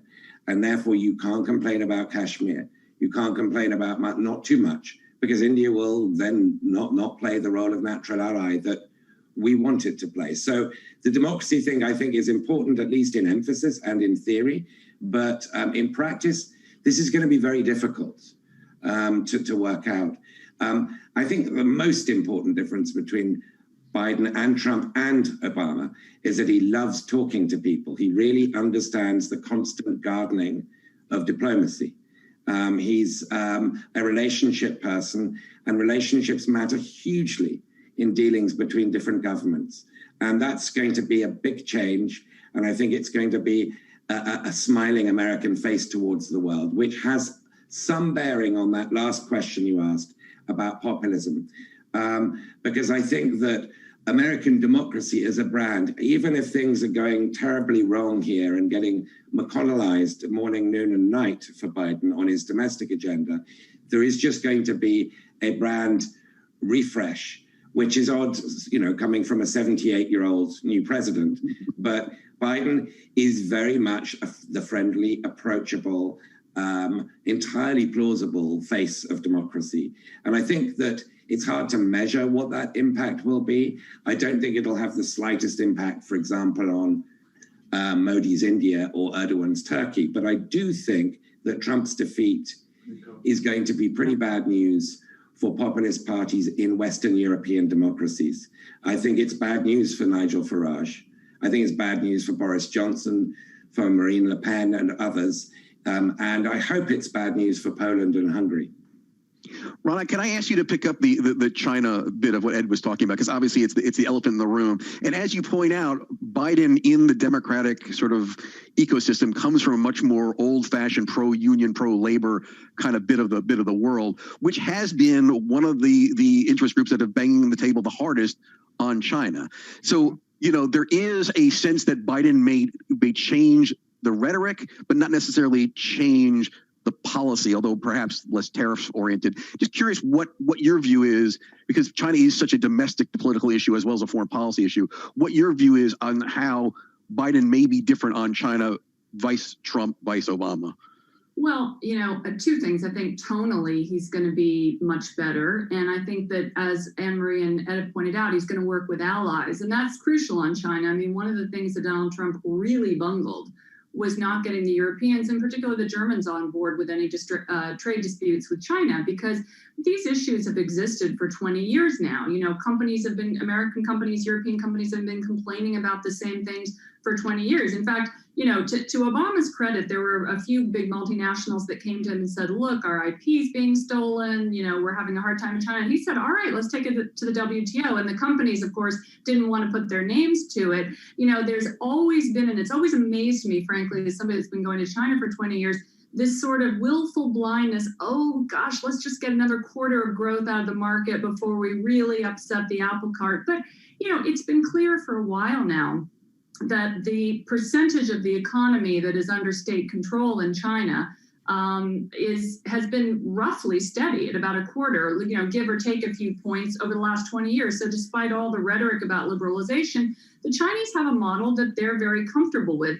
They are increasingly comfortable with that as we move to a digital economy, because they are a surveillance state. I mean, just look at what happened recently when Jack Ma gets a little out of line and complains about the IPO. The state staff slaps him down. There's no question who's in control in China. And now, even as we were having our election here in the U.S., the plenary conference in China was saying, look, 2030 plan, we want our own supply chains. We want to have our own consumer brands. That, to me, makes sense. It doesn't even necessarily have to be an alarming thing. I mean, this is a big single language market that will loop many other countries into its orbit, kind of similar to the U.S. in World War II. Let China be China. The question, and this actually dovetails with this question about enhancing liberal democracy, is what do liberal democracies want the market system to look like? And there, I think that there's a tremendous amount of low-hanging fruit in working with Europe in particular, because I think the Europeans have done a lot of deep thinking, Marguerite Vestager in particular, Ursula von der Leyen, about how do we really think about preserving liberal democracy in a digital economy, making sure that wealth sharing can happen, that 5 companies that have 40% of the S&P but only create 13% of the jobs don't end up eating everybody's lunch. How can we create more competitive markets? I could see really the seeds of a very interesting new transatlantic deal around trade, digital standards, operating standards. We haven't even talked about 5G yet. We want to make sure that that Europe and the US are aligned there. So I think that there's a lot of potential on those issues. And as Donald Trump showed us, you don't need Congress to get a lot done on trade. I think we need to wrap things up here. I will just say on one last thing on China. If you remember when there was really a lot of heat between Japan, which we didn't really talk about in terms of important allies in the region, and China, the Shinkaku Islands, it was Joe Biden who was sent to Japan. And it's interesting to me that he, again, as the person who is, I think, within the administration, but also within the democratic ecosystem, seen as the pro-democracy promotion guy, was the one who was sent to Asia to sort of deliver the message that to the Japanese that we are your ally and don't worry about it. And I would be interesting to see whether the issues of human rights and pro-democracy becomes much more part of our conversation in the China debate going forward. However, unfortunately, we are out of time. This is fantastic. I'm sure Rana, Ed, and Anne-Marie and I will continue this off camera, but I want to thank you all for joining us. And I guess I'm going to pass it back to the studio in our New York offices in Manhattan. Thanks very much.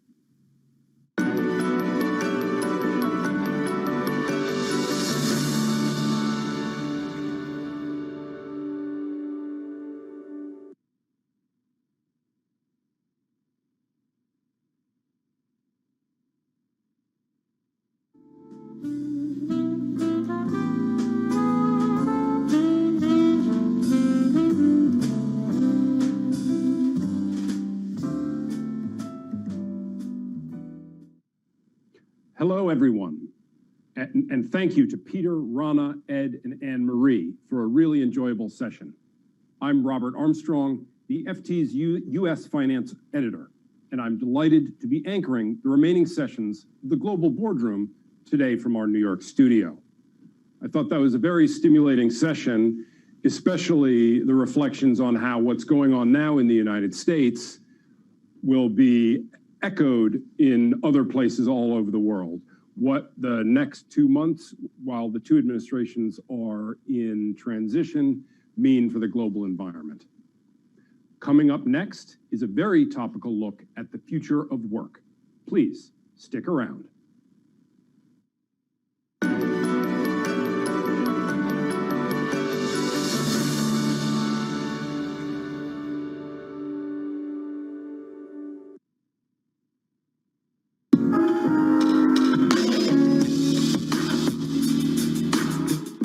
Welcome to the FT Weekend Festival, our first digital festival. The only bridge between where we are and a vaccine is mass testing. You look at the data for the UK, and what you see is a very clear V-shaped recovery. The justice system is not working properly, and we have a fascist in the White House. The things we get right will propel this century to a place that takes us closer to the thing that we all want, equity. You know, I don't think the breaking point, frankly, is on social media. I think the breaking point today is in our society. Look, the question isn't how do you stop technology, it's how do you shape technology. Everybody up, come on, here we go. White wine is a lot more versatile as a food accompaniment than red. So we are going to make a rice pudding sausage.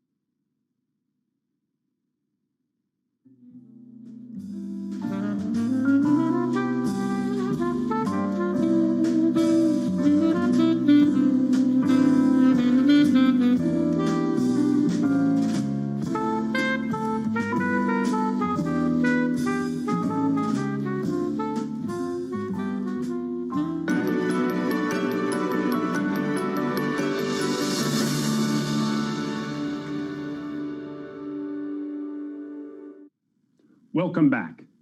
Now, we all know how the pandemic has completely shaken up our work environment, with business trips curtailed and millions of people being forced to work from home. Many have had to think creatively when developing ways to evolve their working practices, sometimes with surprising results. But to what extent will this massive shift remain a reality after the crisis eases? And how has the pandemic changed the way we view the future of work generally? Joining us to discuss these issues, I'd like to introduce our fantastic lineup of speakers. Mark Reed is CEO of the world's largest advertising group, WPP. Anne Mukherjee is Pernod Ricard's CEO for North America. Facebook's head of EMEA, Nicola Mendelsohn, and finally, Susan Lund from the McKinsey Global Institute. McKinsey is our knowledge partner for this event. And remember, your engagement can really help to energize these sessions, so do get involved by submitting your questions via the chat feature on the right-hand side of your screen. Our host will then do her best to present them to the panel. And if you miss a session or you'd like to watch them again, they'll be available on our website on demand for 90 days. With that, I'll now hand over to the FT's employment columnist, Sarah O'Connor, who chairs this session. COVID-19 has launched the greatest behavioural change in our lifetime. We vaulted 5 years in the adoption of digital in just 8 weeks. Now we're speaking to leaders who are asking, how do we bottle the stuff that worked? We can innovate the distribution and consumption experience of financial services. We've created a brand new processing plant by just making incremental improvements. Our people did it with AI, will, and enthusiasm.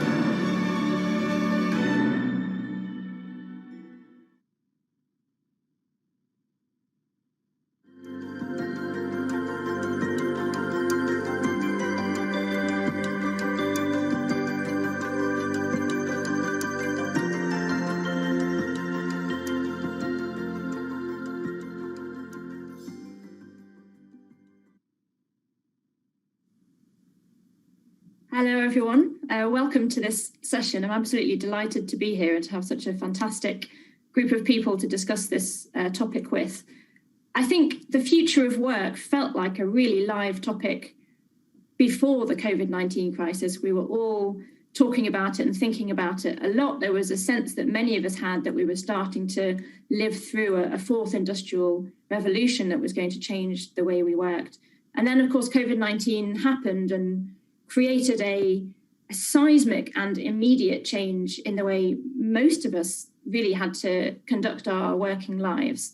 And I think it would be great today to discuss with these very, very senior people, many of whom are large employers, what changed, did it work, what are we going to do next, how many of the things that we have experienced are reversing trends that we were seeing before, how many are exacerbating or accelerating them. And so I just want to kind of kick off there, really. It's 5 o'clock now. I think at about 5:35, we'll start taking questions. If you want to ask a question at any point, then just remember you can do that in the chat function on the right-hand side of your screen. And if you want to tweet or comment about what you're hearing, then the hashtag is FT Global Boardroom. So first of all, I want to ask all of you in turn, can you just tell us a bit about, within your own organizations, what did you have to change when COVID-19 happened? And what do you think the impact has been, both on productivity and on the well-being of your employees? Maybe Anne, we could start with you. Sure. Hello, it's great to be here and with such an esteemed group of panelists. I have to tell you, when this first started, our first immediate thought was, of course, the safety of everyone who worked in the company. And we were already an agile company. So, how do we keep productivity up? What did we need to do to keep everyone agile and really communicating with our employees early and often? Now, at the time, I thought, hey, this may be 2 or 3 months, we'll figure this out. And of course, 8 months later. And I think the biggest thing that I think people have to embrace is that we talk about the new normal. My CMO said it well, it's now the now normal. And I think the more that we start embracing that, this is going to be going on for a while. And even as we slowly come out of it, this is going to be a new way of living. It's the now way of living. And so, keeping productivity high, remembering that, I think our global chairman said, this isn't about social distancing. This is about physical distancing. And we have to still stay socially connected. And we've got a person here that does that very well, places like Facebook and social platforms. But I think we have to think not only about physical well-being, but I now think it's time to think about mental well-being and social well-being. And I think that's the biggest reality that we all have to face. How have you tried to do that with regards to your own employees then? Well, first of all, a lot of listening and not being scared to say, I don't know. And, I frequently talk to employees, at least 2 or 3 times a month. I keep them informed. We do constant back and forth in terms of what's on their mind. I'm talking more now about what is the work to be done and what is their life to be done. I spend a lot of time on programs. We're developing programs for well-being. We're urging people. The hard part is when you're, we used to say work from home. Now we're actually living and working in that same space. Mm-hmm. And it's hard. And so, just remembering that we're in the human being business and being compassionate is, I think, the biggest thing that we can do as leaders. That's really interesting. Nicola, would you agree with that? And what's Facebook been doing? I don't know what its working culture was like actually pre-COVID, but has it had to change a lot too? Look, first, I'm absolutely thrilled to be joining you, Sarah, and everybody who's listening in today. Yes, I don't think there's a company on the planet that hasn't had to change as a result of what's happened. From a Facebook perspective, we were able to snap to remote working. Actually, in a handful of days, we went very early and we equipped all of our employees with a portal. And everybody was already on one of our products called Workplace. And we've had lots of other companies come to us and say, can you help since then? So we were able to get some of the things up and running because so many of us were traveling a lot. That's something that's definitely changed. And now, I haven't been in an office since early March. And 95% of our employees are still working remotely, and most of our offices are closed. So we are definitely in a period of constant learning. And actually, we're shifting to remote working ourselves. So what do I mean by that? This is the period, as Anne was talking about, the new normal or the now normal, but actually we're starting to think about what the world after this looks like. And I think it would be wrong to assume we're going to go back to how things were before. I don't think that's going to happen. And so we're looking, and we actually offered up and opened up from July that people that want to look at working remotely are now going to be able to do that. And that has huge benefits. If you think about where the growth has come from in countries, we've all kind of concentrated around cities and all the major kind of big companies have been piling in, and real estate was getting more expensive and congestion and traffic. And actually, this is an opportunity now for people to be able to ask themselves, actually, how do I want to live and how do I want to work and what are the things that are important to me? And so many examples of people living in different places now and actually being more productive than they were. And, that great reduction on, as I say, on the impact on the planet, I think is huge, huge. Do you have a sense then of what proportion of your workforce will be working remotely after the pandemic ends? No, not yet. It's still really early days for us, but it's as much about the fact that we're really interested to be opening up the prospect of working at Facebook for people that maybe would never have considered moving to the cities where our offices are today. So, that's been important for us as a consideration. But That's probably one that you'll have to ask me in a year or so's time. We'll be able to evaluate it properly. Yeah, I mean, you raise a really interesting point about the kind of the distribution of jobs. And I think for a long time in the run up to this crisis, there was a sense, particularly if you were young, that if you wanted to get a good job at a place like Facebook, you had to move to a really expensive city. And that meant accepting the fact that you were going to live in very expensive and probably crowded accommodation. So I suppose potentially it opens up opportunities for those young people, and then for employers a chance to tap a kind of a broader talent pool. Mark, what's your sense on that one? I'd love to bring you in there. Yeah, I think it's very challenging, isn't it? You know, I think that we're having a conversation about working from home, but we're really talking about office workers, and many of us depend on Amazon drivers and frontline workers and people working in supermarkets to enable kind of a luxury lifestyle for a small sample of people. I think location and clusters are really interesting, and this whole debate is a sort of a lot more about just where you do your work, but also how you do your work. You know, our experience has been people have been much more productive at one level during the pandemic, but personal productivity is only one metric of success. You know, we work in a apprentice culture where we learn from our people. You know, Nicola and I, you know, both worked together a while ago. We're a creative company. You know, I don't think creativity has stopped, but I think it's harder maybe for more junior creators than it is for more senior creators. For more senior creators, it's been really exciting. You know, we've had CMOs and chief creative officers working together from their kitchen table in a way that pre this time, they'd have been waiting for status meetings and had account people. So it's got a lot more personal, and actually our client satisfaction scores have improved significantly over this time. And we've won more new business, 40% more new business this year than we did in the same period last year. So lots of things have got better. But I think we have to be careful about viewing this as universally a beneficial thing. I've no doubt that people will work more from home in the future. Absolutely. Our people tell us they want it. And if we want to attract the best people, we're going to have to make that available to them. That's like the law of supply and demand. At the same time, I say this particularly to our senior people, you've got a responsibility to the organization and to the people around you to train them and develop them. And you can't do all of that from home. So it's a balance, really. It's really interesting that you say that your client satisfaction has gone up. And are you saying that your sense is that that's because they feel that they have a more personal interaction now because you're sitting in each other's kitchens or...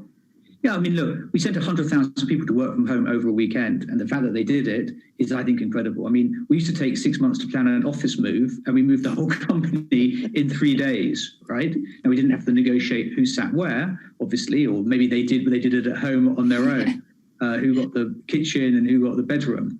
But, you know, I think that, and Anne maybe can touch on it because we work with Anne, but I think the relationship with clients got more personal. Clients have seen the sacrifice that people have made, and people have worked really hard during this time. I mean, I think that's been the biggest lesson for senior executives is like working from home, particularly during the pandemic, has you might be in your pajamas, but you're not, you know, in bed. People have worked morning, noon, and night. You know, Alan and Joe at Unilever had that great expression. I'm not sure whether I'm, you know, working from home or sleeping in the office. And I think that's how many of our people have felt. And I think clients have seen people go above and beyond. And, you know, our scores are noticeably up. And client satisfaction scores are noticeably up. And I think that's the reason. And as you kind of rightly said, there's a question, I suppose, about how sustainable some of that is. I mean, Susan, I'm sure you've been paying a lot of attention to particularly these trends around productivity and well-being, that I feel like a lot of us have been very productive. Certainly, I feel like I work much harder because I don't wander off to have lunch with colleagues for an hour and a half and then decide to go and make a cup of tea and get chatting with someone. I think I work pretty relentlessly now when I'm at home, but I do wonder whether that's something that can be sustained for a 6-month period rather than forever. What's your sense of it? It's a great observation. Working at a consulting firm, of course, my life has changed radically without travel, but it's really increased productivity in a lot of ways. I can be in a meeting in Europe in the morning and in North America in the afternoon and Asia at night. And so that has really unleashed productivity. It's hard to imagine going back to days where we would get on an airplane and fly somewhere for one meeting. And it's also meant a lot more collaboration. So I now work with more colleagues from around the world because we can join virtually together with a client on a particular topic. And in that way, it's actually created more connectivity in a global company like mine. And I see more of my colleagues who are not normally inside my network. But at the same time, it has been a stress on people.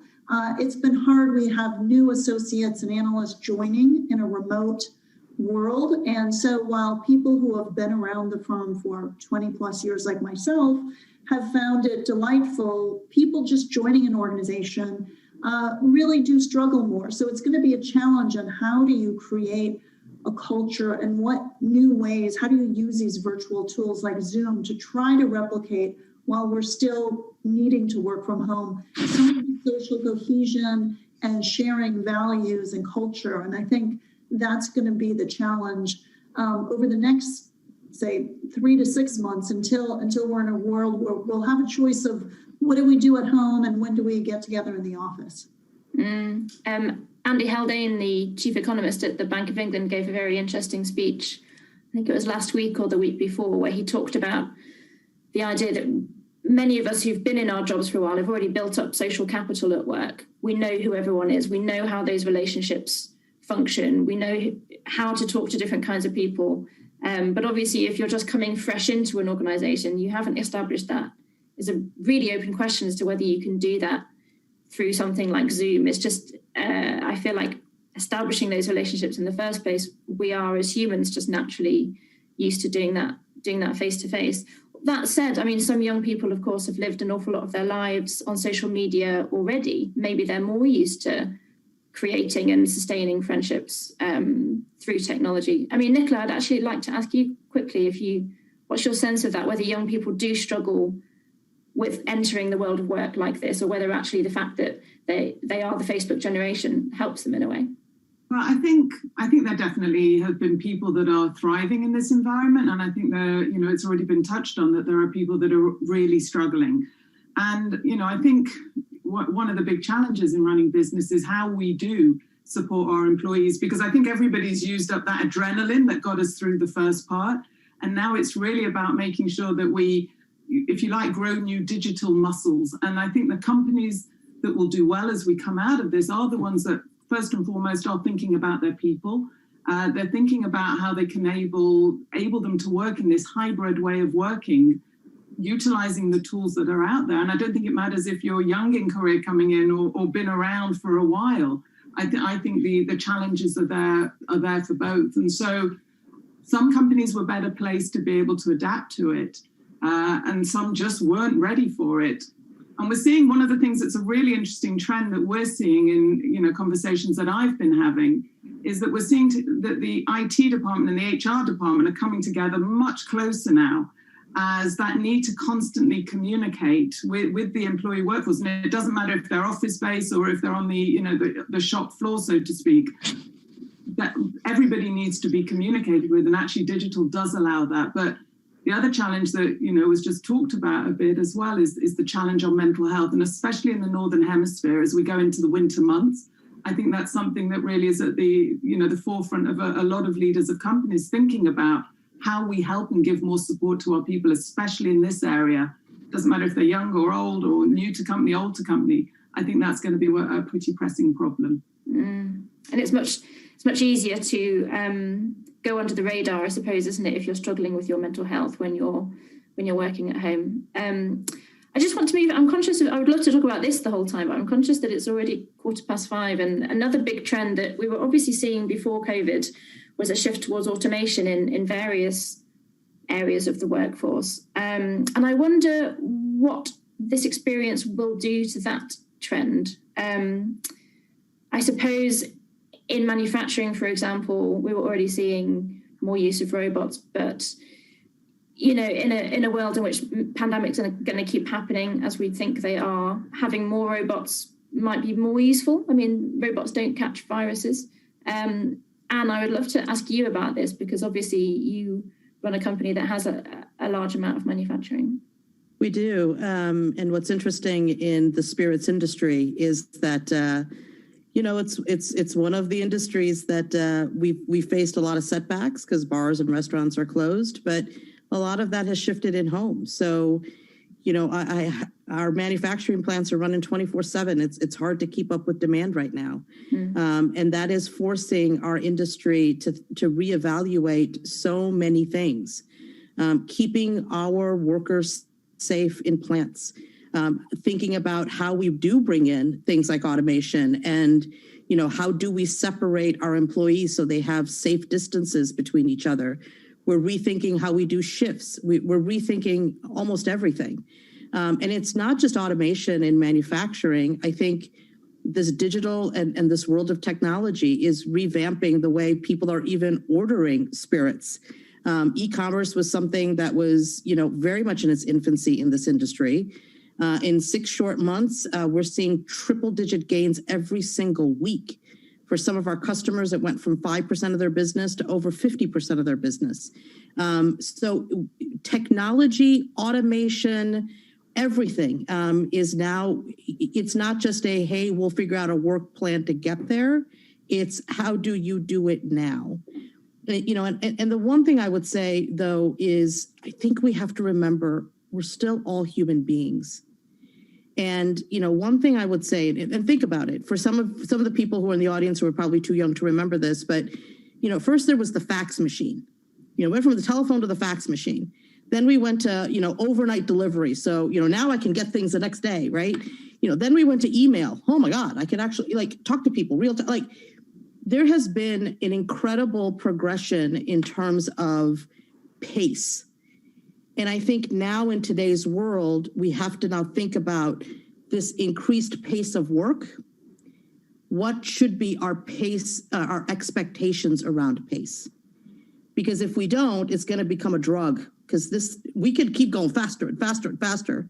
But at one point, we're going to have to understand, how do we manage as leaders the expectations of that pace to keep human beings, the people that we work with every day and we serve every day, sane? That's a very interesting point, and one that isn't often raised, I think, in the debate about automation. Susan, I know that you have done a lot of work on automation and other shifts towards the use of technology in the workplace pre-COVID. Do you have a sense from your clients as to in which ways COVID has made them reappraise any of that? Well, I would echo what Anna said. I think that there has been an increase in use of both robots, but also just the digital technologies, the e-commerce, the online telemedicine, online learning that is going to stick. And some of the consumer pulse surveys we do in different countries around the world say, sure, there will be some drop off in usage when we can freely go out without being worried about being sick, but it will likely remain at much higher levels than what we saw. And that has accelerated, I think, some of the changes that we've seen. But as Anne said, I thought it was a very good point. We have to use automation also to make our lives better, to free up leisure, not just do more work. And this remote work setting that we're all operating in now is a great example. Can we make meetings 25 minutes and 50 minutes so that you get 5-minute break in between them instead of it's easy to go just from one to the other all day long. So I think that that's going to take some intentionality and some conscious decisions about how do we use these new technologies to help companies deal with surges in demand, minimize density in stores and workplaces, but also then allow us as humans to do what we do best and bring out the creativity and let us, take a step back. The shift to e-commerce is obviously one of the most tangible trends that we've seen, really. And Mark, you mentioned the fact that we're talking a lot as white collar workers. We're obviously kind of obsessing about the way our own world of work has changed. But you mentioned all of the Amazon drivers who are kind of bringing stuff to our homes. Clearly, as e-commerce grows and sort of traditional bricks and mortar retail declines, that's also going to mean a rebalancing in the labour market, right? There are going to be fewer people working in shops, and there are going to be more people working in warehouses and in vans and those sorts of things. I mean, we're aware that those jobs often have pretty poor quality working conditions. Sometimes they don't have proper working rights, or pay is very low. Do you think we ought to be worried about a sort of a shift in the nature of jobs that actually could be pretty negative for the working class? Well, I do think we have to worry about inequality and the growth of inequality. I mean, I think the lesson of technology through history, if you think about the lesson of media through history, is increased reach tends to increase the value of those people at the top of any profession. You know, you saw it in footballers or pop stars. Now you might see it in people that run exercise. You know, if the future of Peloton is online, although the share price dropped 9% after the vaccine, you know, the world's best SoulCycle teacher will be online and probably earn 50 times the person before. So I think lots of these trends do exacerbate inequality. It is the sort of death of distance. You know, we often talk about offshoring work, and people will be sort of resistant to want to do it, you know, locally. But when Brooklyn is as far from Manhattan as Buenos Aires, it's just easy. You know, we've got a lot of people thinking about collaborating and doing work in very different ways, and clients much more willing to consider it because they can see the benefit. So I think that we are going to see more distribution of work. I think that what it says is for everybody, you just have to take advantage. You know, you have to go into these things with a positive intent to take advantage of technology. You know, I saw 50% more clients in the 3 months of lockdown than I did in the same period last year, all without ever leaving my chair, if you like. I think the chief executive is this sort of command and control method of management. It's actually quite attractive. You know, you can bark out orders around the world through a video to everyone who will listen. You never even need to get on an aeroplane. You can be much more efficient. You know, is it better? I don't know. I don't know if it's better for everybody. So I think that we do have to be cognizant of the shifts, and it's not just e-commerce. You know, every single part of society will change. Education, the fitness industry, auctions. You know, most things that can be done physically will have a much more digital element to it, and I think that that's going to be very challenging for lots of industries for the future of the city centre. You know, Nicola said, you know, it's great people can have a rural life, but what about all the people that work at, you know, Boots or Pret-a-Manger, you know, who rely on office workers, or the people that run the trains, you know, or drive the tubes or the buses. So we are, again, I think, going to come out of this having to think a lot more about, you know, how we look after people and how we retrain people, and it's sort of accelerated that trend. The point that you raised there about offshoring, I think, is really interesting, because, you know, the wave of globalization that we've just been through obviously hit blue collar workers more. But I have noticed a sort of a prickling sense of anxiety among white collar professionals now, that while they're enjoying working from home, part of them is thinking, but if my job can be done from my bedroom in South London, could it not be done for a lot less money by someone in India or the Philippines or Ukraine or wherever it might be? Do you think that is something that actually companies are going to start thinking about? Well, I mean, clearly, I mean, they have been for many years, and I think it will open it up. And I think the possibility of video communication, and, you know, we spent 5 years trying to get people to adopt Microsoft Teams, and we had 60-fold adoption in a week. And the way we suddenly got used to speaking like this and working like this. So I do think that it's going to accelerate offshoring greatly, and that will put pressure on white collar work to reinvent. Now, there's a future where we can look for different types of employment, but I think it has to be about things, you know, experiences and physical experiences. And look, this is a unique time. I mean, I was struck by the moment the vaccine was announced.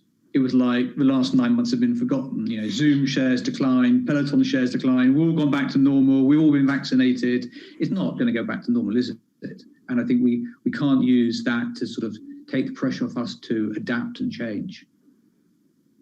And Nicola, what do you think about that? You kind of brought up this idea that actually the city no longer has to be the centre of economic activity. Do you think there'll be a dispersion of kind of developed world jobs into the developing world? Well, I hate it. I'm sure you hate it that when panelists agree with each other, but I kind of agree with what Mark said, because I think we'd already seen that this was something that was happening anyway.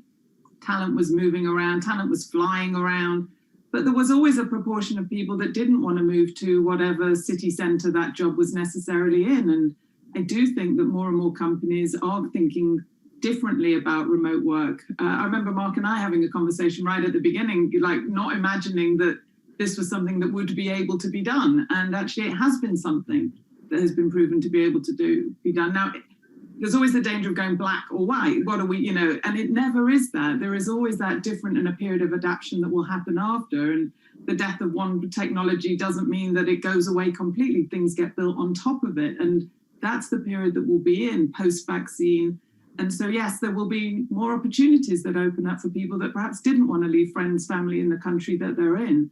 And I think that's exciting. And I think it's a period now that leaders of businesses are starting to work through what the policies are as to how you actually make that happen, and make it happen in a way with all the good learnings that we've taken, but also a better understanding of some of the challenges that brings as well. I mean, maybe I could say something positive out of this. I mean, if you look at, let's say Devon and Cornwall, they're not high income earning destinations, but have the ability for people that live in those counties in the UK to earn the same salary as people that live in London. So I think, you can envisage situations where inequality could diminish. And actually, to Nicola's point, well-paid jobs can be done from anywhere in the UK, not just from city centres. So I think there are, and the increase in house prices in city centres does make life tougher for young people.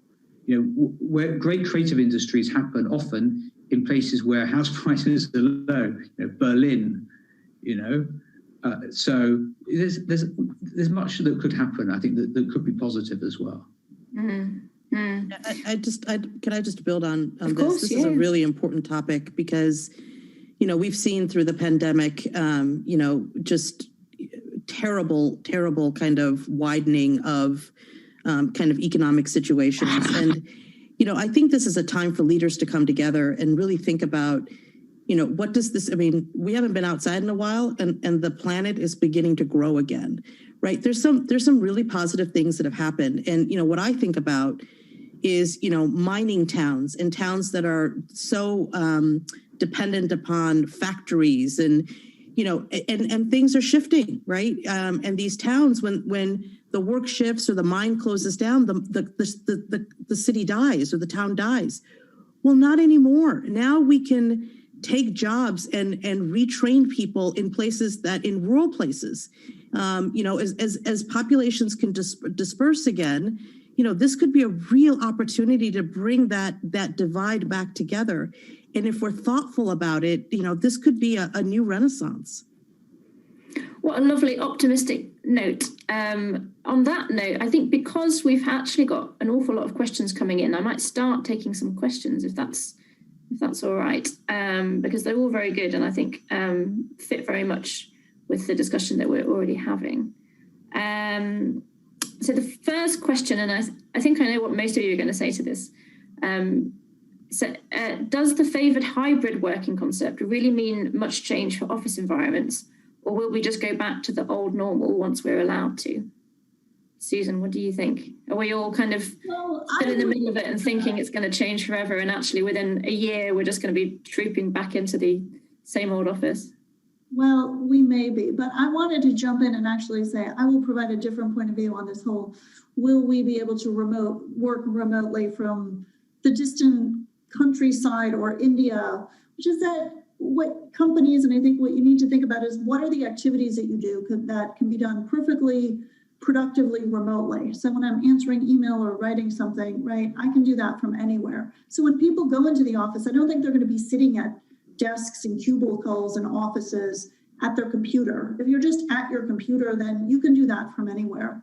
So I do think that, but there are other things that we've talked about. Creativity, bringing on board and training new colleagues, making critical decisions, negotiation, forming new relationships. It's fine to maintain old ones, but there will be activities you need that benefit from being in person. And so I think that when we do go into the office, offices will probably start to look very different with more team rooms, conference rooms, collaboration spaces, and less space devoted to a desk where somebody sits at their computer. But that also means if we're going into the office part of the time, it's going to be difficult if you're in a different country or very far from where that office is based. Yeah, if you end up with a situation where the office becomes, as you say, the place for creativity, for talking face-to-face, for inculcating culture, and there are certain people who obviously can't make it in, then that creates potentially a new kind of divide in the workforce, I suppose. Nicola, what do you think about that?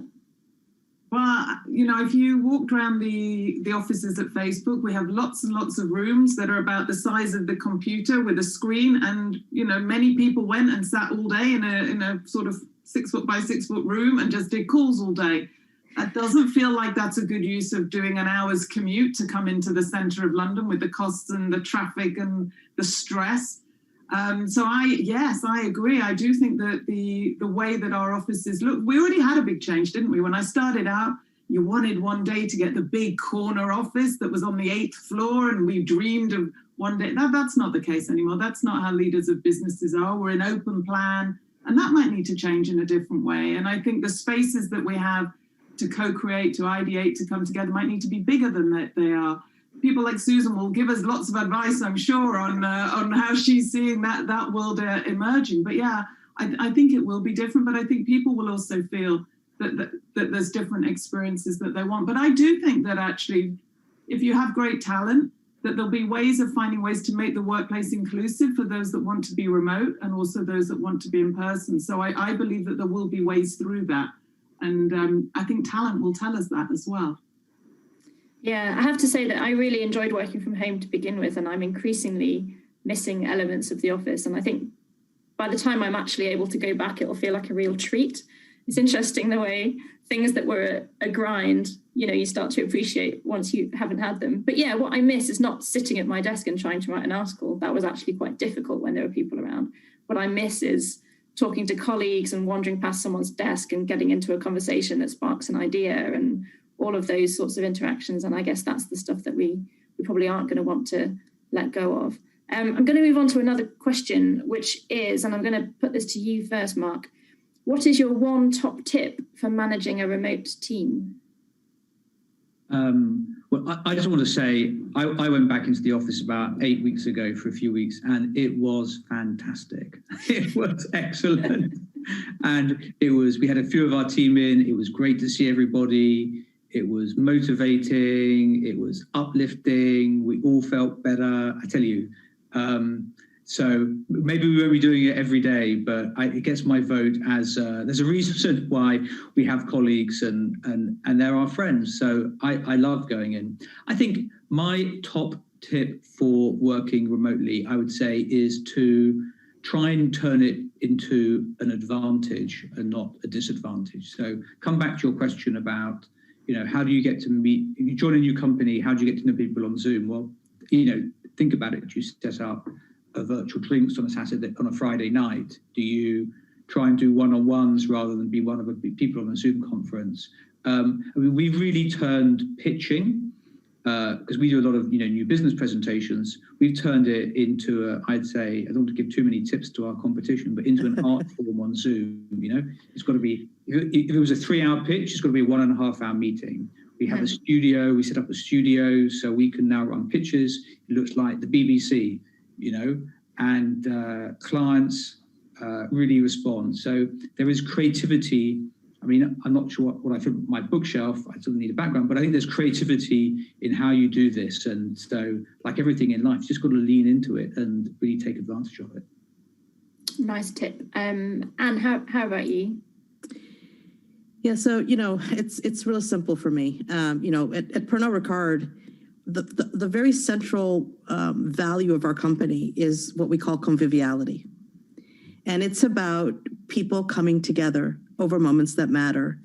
And my biggest tip to anyone working remotely in this environment is think back to what your life was like. What portion of your life was social? What portion of your life was work? What portion of your life was social work? Social that you did at work. Like, it goes back to what Mark said. Don't take this environment and forget all of that, because you're still a human being. So you have to be intentional, right?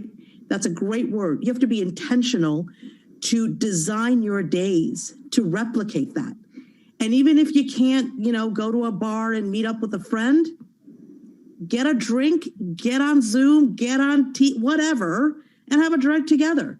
So don't forget the physics of being a human being and be intentional to live that way again. That's excellent thought. Also, I love the word conviviality. I feel like I'm really missing conviviality. I think that's a concept that I think COVID has put a slight dent in, but it's great that you're trying to bring it back. Nicola, how about you? People. And the thing, really taking the time to be there, to over-communicate. Someone told me right at the beginning, make sure you're looking after yourself first. The old thing when you're on an aeroplane and they give the advice that you put the mask on yourself first, because then you can be there and strong to support the next one. And I definitely didn't do that at the beginning. I took my work diary, I don't know if others did, and just put it onto my work from home diary. And after about 2 weeks, I was like this, because of course you couldn't do that. So that's been a lesson for me. And I've been very open about it. I think this has been a time from a leadership perspective about empathy, about talking about when things are difficult and challenging, because that creates an environment and a culture where others can do the same as well. Also understanding and recognizing that the period that we've gone through is not going to be the same as this next period that we're going through as well. And so some of the things that we learned may be applicable, but other things will not. And then the final point is around how you can still surprise and delight people, how you can create those serendipitous moments. I think you can do that. There is creativity and innovation in here, and make sure you're sharing best practices as well. So a fun one. And I appreciate I'm very much talking here about office-based environments, but there was, I just thought it was such a lovely idea, and we've seen such good feedback from it, which is called coffee roulette. Whereas you put your name in and you say you want to go for a coffee roulette with someone, and then you turn into a Zoom and there's 2 or 3 people in there that you get a quick 15 minutes, hi, how are you? And how that creates that just sense of, wow, surprise, delight, especially for new people coming into the organization. Some of those things are really nice things. And I think there's more that we can be learning and doing in that area, from an office-based perspective. That's a really interesting idea. Susan, I'm going to come to you now. What's your top tip for managing people remotely? Well, like everyone else has talked about, it's really the social element. So we sometimes have team dinners. Everyone just orders out in whatever town they're in, and then we get on Zoom and eat together. And it's not really like being together, but it's a time to talk about something other than work.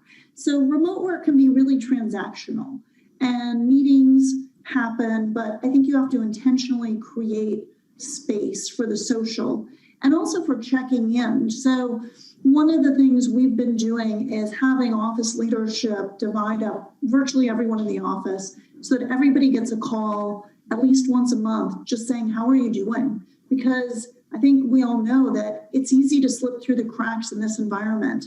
And it's important to check in on everybody and hear about whatever issues they're having with their health, with their family, with working remotely. We know that there's an increase in depression around the world as we all are in this lockdown environment. And I think that we need to be even more intentional about making those individual outreaches to colleagues, and of course then directing them to resources as necessary. Yeah, can I add on to one of the fun ones? And you would expect this from the girl from Facebook, but we've got the Oculus rooms as well. So we've had a few in virtual reality, which is, if you haven't tried that, that's really good fun as well. Now, again, I appreciate that's something that, more likely to come at the moment from the world of Facebook and our employees, but you can certainly see where this will go in the future as well. So tell us how the Oculus rooms work. So you basically go in, you put the thing on, and you can arrange to meet. Well, you could go to the moon, you could go to Mars, you could go to whatever environment, and you basically see each other's avatars. But you hear it and look around, and the avatars are there with you. You have to do it. I've got an Oculus at home, Nicola. So we do that. And our next meeting, Mark, should we have that? Okay, I'm totally doing that. You're all invited. I'm so interested that so many of you have come back to some kind of notion of compassion or humanity in this discussion. And I wonder whether there's something about sitting in your own home that maybe makes you seem more approachable to your staff. I wonder if there's a kind of democratization around Zoom. I don't know. Do any of you have any sense of that? Do you feel as if it's changed the hierarchies a little bit, or the way people feel about you? I have to say, and I think Mark mentioned this before, I used to travel, Monday through Friday, multiple countries in a week. I have never lived with my husband for this prolonged period of time in our 25 years of marriage. I've never spent this much time with my kids. I gotta say, it's made me a little bit more humane, and it's even changed the way I think about my own relationships. And because of that, I think it's brought a new dimension to my leadership, because I was so focused on, I got to get this done, I got to go there, I got to schedule this, and I had my family vacations, but I cook every day. I'm a housewife again, and loving it, and still being a CEO, and it's brought more dimensionality to my life. And I think we all need to be open and remember that the whole adage, it's not personal, it's business. No, it is now personal. And bring all of you, bring your whole self, and it actually permeates in the organization. That's so interesting. Does that resonate with anyone else? Totally. And I agree, I have never spent as much time with my husband and my kids. Turns out we all like each other, so that's a good thing, right? But one of the best things I think that happened right at the very beginning was I was doing a call like this to the whole of EMEA, and my 15-year-old son, Zach, came in into the screen and needed to talk to me urgently. And I was like, oh God, what is it, Zach? Come in. So he came in, and and everybody could hear everything, because you had that moment, like, how do you act as the leader? I was like, come in, tell me what's going on. And he came in to tell me that he had almost finished his homework, which was, people could comment, and suddenly we all started saying, Zach's a hero, legend, good on you, Zach, all the rest of it. He loved it. But I think what it did was to say to people, that's normal. Don't be afraid to, push the baby down, the dog, the not well person over here. Bring it. And I think that just changed, if you like, broke the fourth wall, and said, well, if it happens to Nicola, it can happen to anyone. And actually, I think it really did help. And I was like, bring it on. Let's see the babies. Let's see the kids that you're homeschooling, or whatever it is around the world, whatever the challenges were with people. So I agree with you, Em. Although I'm getting slightly bored of cooking. No more banana bread for me anymore. Oh, no more banana bread, please. Maybe I should add one thing to that. Sorry. We need to support restaurants with takeout once in a while. I'm certainly doing my share after months of cooking dinner. I think, yes, Mark. Yeah, I think the other thing is it's been a great period of sort of self-reflection, hasn't it? People have had a lot of time with themselves and think about what they do and the relative importance of work and home and other things. I think that the things that many executives used to take as status, were you driven to the office? How many frequent flyer miles did you earn? I think people have realized what's your title. All of those things are much less important in the current environment. And what's much more important is, who you are and how you behave and what your relationships are with other people. And so, I've certainly observed a lot of executives actually sort of think about what they really want to do with their lives and what they really value. And it's sort of upended a lot of things, I think, probably in a good way for lots of people as well. Well, that is a really nice note to end on. And this session has been surprisingly and reassuringly positive. And so I just want to thank all of the panelists so much for their insights. And I will now hand back to the studio. So thank you very much, everyone.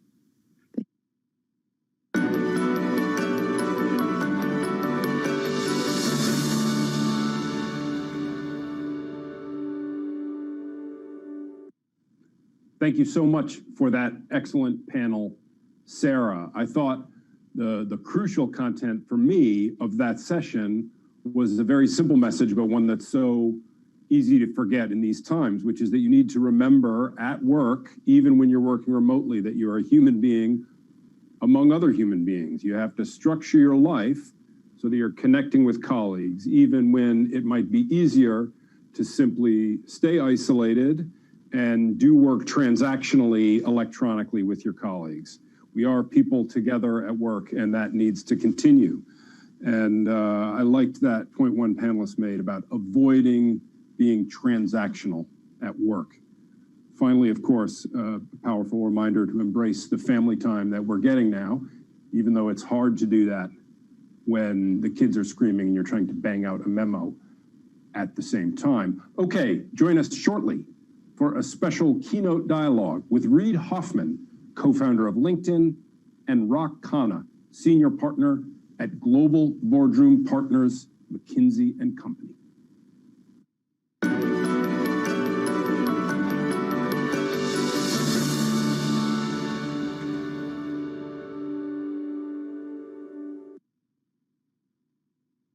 How is COVID-19 changing the conversation on gender equality at work? So when we're looking at gender equality in the context of COVID-19, I think the one thing that people keep saying to me is that we're heralding this flexible working revolution, because flexible working has been linked as the primary way to close the gender pay gap. And it's not the case, because the playing field was not level when we went into the pandemic, and it's certainly not level now. If anything, we're going backwards.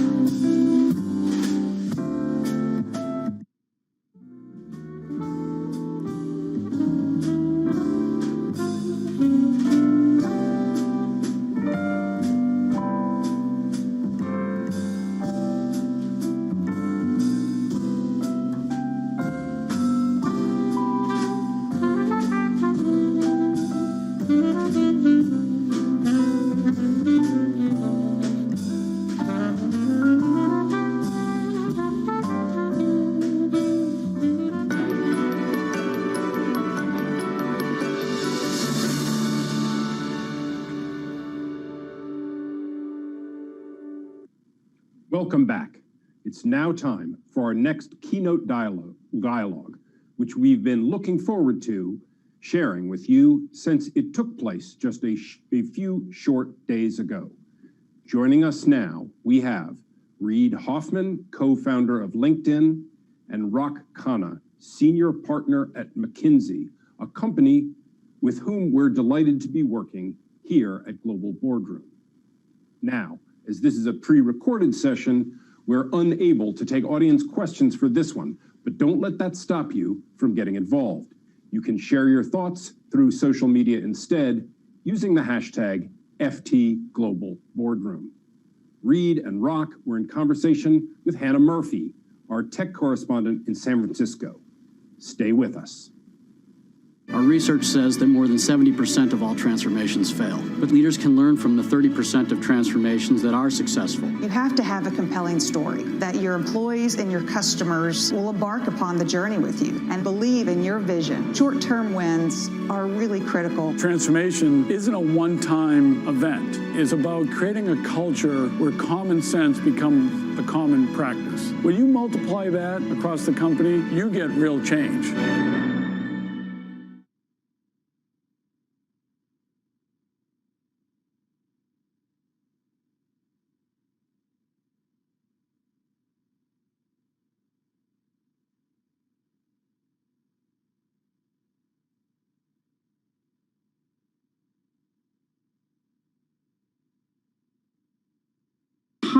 Hi, Reid. Hi, Rock.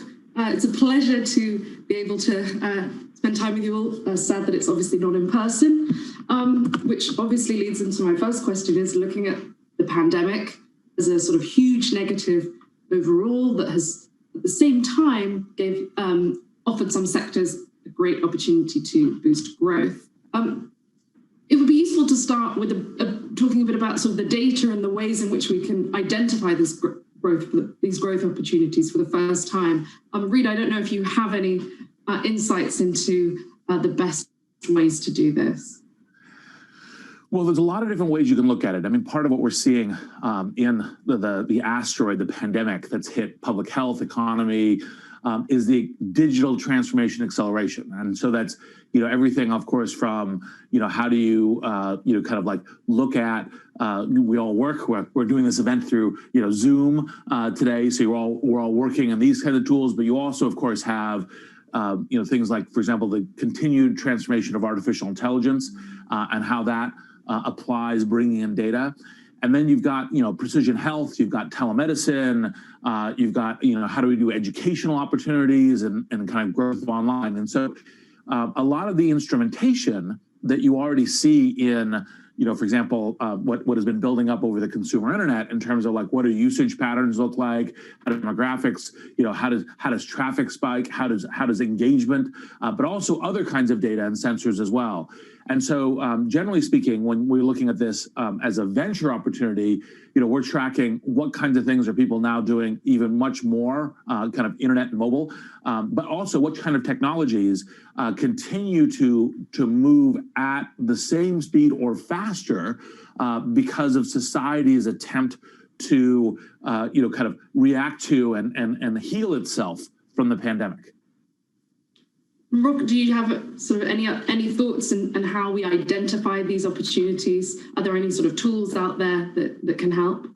Yeah, one of the things I would just observe is we've always talked about granularity of growth, and I think the pandemic makes that even more important. So you might look at a category or a sector, and what we would say is if you took something like retail, within retail, if you start breaking it apart, you see that there's very different patterns within it. Is it apparel? Is it grocery? Is it essential retail? And trying to understand what's going on within that. And even as you layer that on, as you're thinking about, in which countries are you operating? And even within some countries, where are you operating? And so what I think that this has done is it's put a real premium on understanding and disaggregating and looking at a granular level in a way that we've historically not seen, because you've seen dramatic divergence in terms of those patterns. And some of the technologies that Reid talked about, we think are incredibly important. And in general, what it means is that, when people are used to running businesses at steady state, I think there's a level of information you need. In this situation, we think it places an incredible premium on understanding at a much more granular level, because there's so dramatically different demand profiles when you look at it that way. And do you have a sense of if the technologies to help you identify those opportunities, what sort of trajectory are they on? Are they sufficient currently, or are they themselves in flux and developing? Well, I would say that the instrumentation is definitely, even now at kind of its early stages, because a lot of the earlier instrumentation was presuming a society that was running, kind of pre-pandemic, right? People are building data science tools, and they're building, sensor analysis, and they're building, more AI tools for ingesting data. Understanding your data set is a good one, and building what the patterns are from it. But basically, part of what you're looking at this is we're all going, okay, well, how is the world changing? Because the world is so interconnected. There's a lot of, it's kind of go back to kind of chaos theory and complexity theory. You're like, okay, well, what happens to supply chains? What happens to different patterns of manufacturing? What happens to delivery? Like all of this stuff, gets uncertain. And so therefore, I'd say what's happening with all of the tools and instrumentation is that it is being built alongside what people imagine is, okay, well, here's the new changes that we need in, kind of like how we operate our business, how we talk to our customers, how we make decisions about provisioning, because business is always about like how do we invest in the next year? Like what cost structure do you need to be running? What kind of product services do we need to be ready for? What is our demand going to be like? And all of that has a certain amount of flux, which is of course the reason why people are trying to say, okay, well, how do I get a better sense of some lens into accuracy in the future in order to be able to make those predictions? And I think those tools are being developed simultaneously with just the idea of like, well, what should we be doing differently? Yeah, and just building on that, Reed, what I would say is a lot of the tools, the instrumentation that we have work very well in a steady state, but we're far from a steady state. So I think we're still in the relatively early stages of the technologies that are going to be required to get this right. I liken it to some of my clients, they'll have a discussion, they'd be thinking, is demand going to be up 3 or 5%? And then this year they've had conversations about, is demand going to be down 60%? And they actually ended up being wrong with one of my clients. They're actually seeing demand up 10%. And if you think through what the implications of that are for a whole range of things, supply chain being the most obvious, as you start working your way through it, you need a different level of instrumentation. I think much of the instrumentation we've seen built is around efficiency. I think as you're thinking about this going forwards, given the demand profiles and like, it places a big premium on agility, and it's pushing us forward in terms of what is required of the underlying technology. It's almost a different objective function, and ultimately we've gotten there, but I think this is putting us on a pace where we need to get there much faster. In addition to Rock's point about agility, which is 1,000% true, it's also you need to monitor much more quickly. So back in earlier kind of stability circumstances, you'd say, okay, look, we got a good sense of it. We're just building out the model. And sure, there's some macro kind of broad shifts that might work. But now you actually have to have what I think of epistemic uncertainty, which is, actually, I'm not so sure that my model is going to predict 3 months out from now. So I need to be measuring more often. Like I can't just go, okay, I got a sense of what my quarterly or yearly sales is going to be, right? I'm going to build and provision to that. It's like, no. Measure more quickly and more often, and know whether or not, if you see even small differences, try to understand, is that a small difference that's going to predict a much larger difference so that you can adjust sooner? So it's a combination of we need more data more often, but also finding new ways to crunch that data. Is that fair to say? And also understand that things can, you could be wildly off in predictions in a way that 2 years ago, like literally, the degree to which people will be off in predictions this year, and have been this year and will be next year, is the kind of thing that 2 or 3 years ago would have gotten you fired, right? Because you're like, okay, you're competent, you don't know what's going on. Now it's like, look, we all know that this is really chaotic. So you have to be kind of adjusting, not believing too much. We've returned to stability, like believing that uncertainty is more the rule than stability is a good principle to keep in mind as you're navigating these, obviously unprecedented times.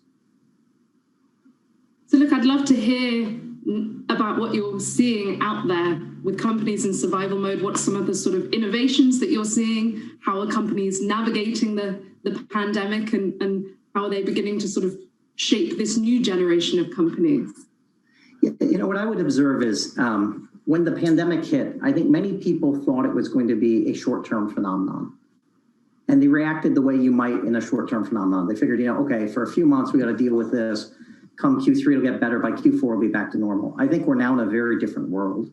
And so I think what's happened, to the points that we're discussing earlier, is I think people's mindset has shifted because they view this not as something that's only going to be here for a quarter or whatever it might be, but something that they need to think about more dynamically. And what we're seeing is there's a set of actions people have had to take on, you know, the cost side of things, depending on the industry, et cetera.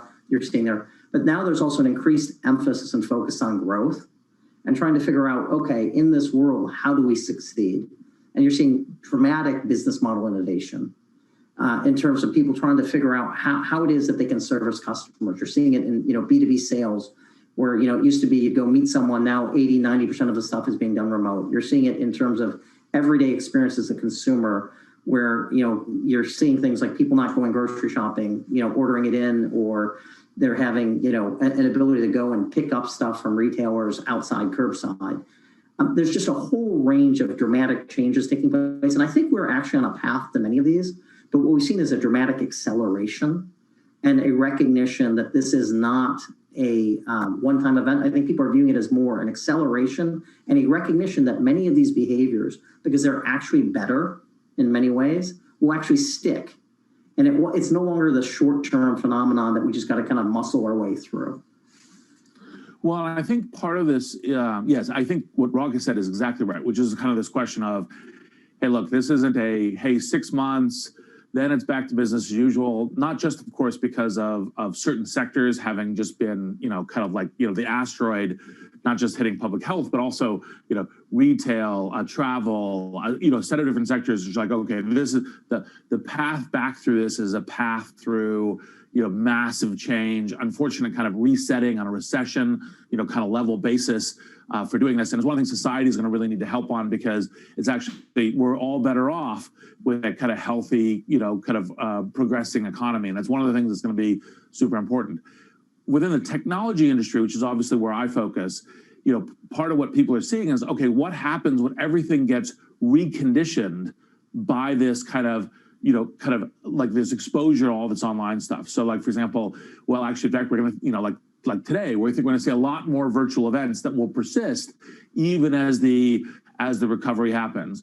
We'll see people kind of going, okay, hey, we're refactoring healthcare plans so that telemedicine is now a really, really central part, because people have been having to go use telemedicine, whereas before they weren't exposed to it. And so they kind of, oh, no, I'm much more comfortable going and seeing my doctor in person. It's like, well, now actually I can do it really quickly. And I can say, hey, is this skin rash, you know, da-da-da-da-da. And then that actually is cheaper and more effective. And so that will be things, those will be the kinds of things that persist. Even, you know, kinds of things where you say, well, now actually I have a virtual office that I hang out in Shingle and people can stop by the virtual hallway and see me, right? Because, you know, there'll be more of a pattern of distributed work. Even as I think we come back, I think there will be a lot of natural thing to going back to headquarters, going back to working together. People naturally do that, but those tools will persist. And that's the kind of thing where we see a lot of stuff happening within technology to change the kind of infrastructure and the way we work together. And I think that's the kind of thing that we're going to see. And now, for your everyday business, you have to be thinking about, or for non-technology is what I mean by everyday. In this case, you've got to be thinking about like, okay, how can I be using technology to adjust my business? It's an acceleration of where you were before. And then you have to think, okay, which of these things will be persistent 2 or 3 years from now, when we presume that we've fully worked through, like we no longer have the, like, oh my gosh, we have to be, you know, intermittent shutdowns because of the virus. We have vaccines, we have therapeutics, we have testing, you know, we have all of those things in place. Okay, which things are persistent into that? And you want to be running the experiments now to grow into that. And what I would build on with Reed's point is, I think if you look at what's happened in tech over the last decade or 2 decades, you're now seeing kind of that same pace of change, you know, make its way into more traditional industries. And what's happened here is people are recognizing long-held orthodoxies will have to change. And the pace with which people are expecting that change is dramatically different than that which they would have expected even 9 months ago.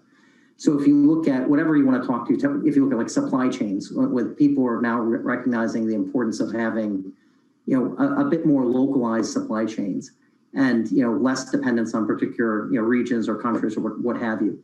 The amount of change that we're seeing there is just unprecedented. The other thing to Reed's point is you're seeing a whole bunch of companies that wouldn't ever think of themselves as technology companies per se, but really embracing technology and trying to understand how can you do this? How can you drive up your efficiency? If you took like Reed's example of telemedicine, for the average physician, what does that mean? Does that mean that they can take the number of patients they see in a given day up by 40% or 50%?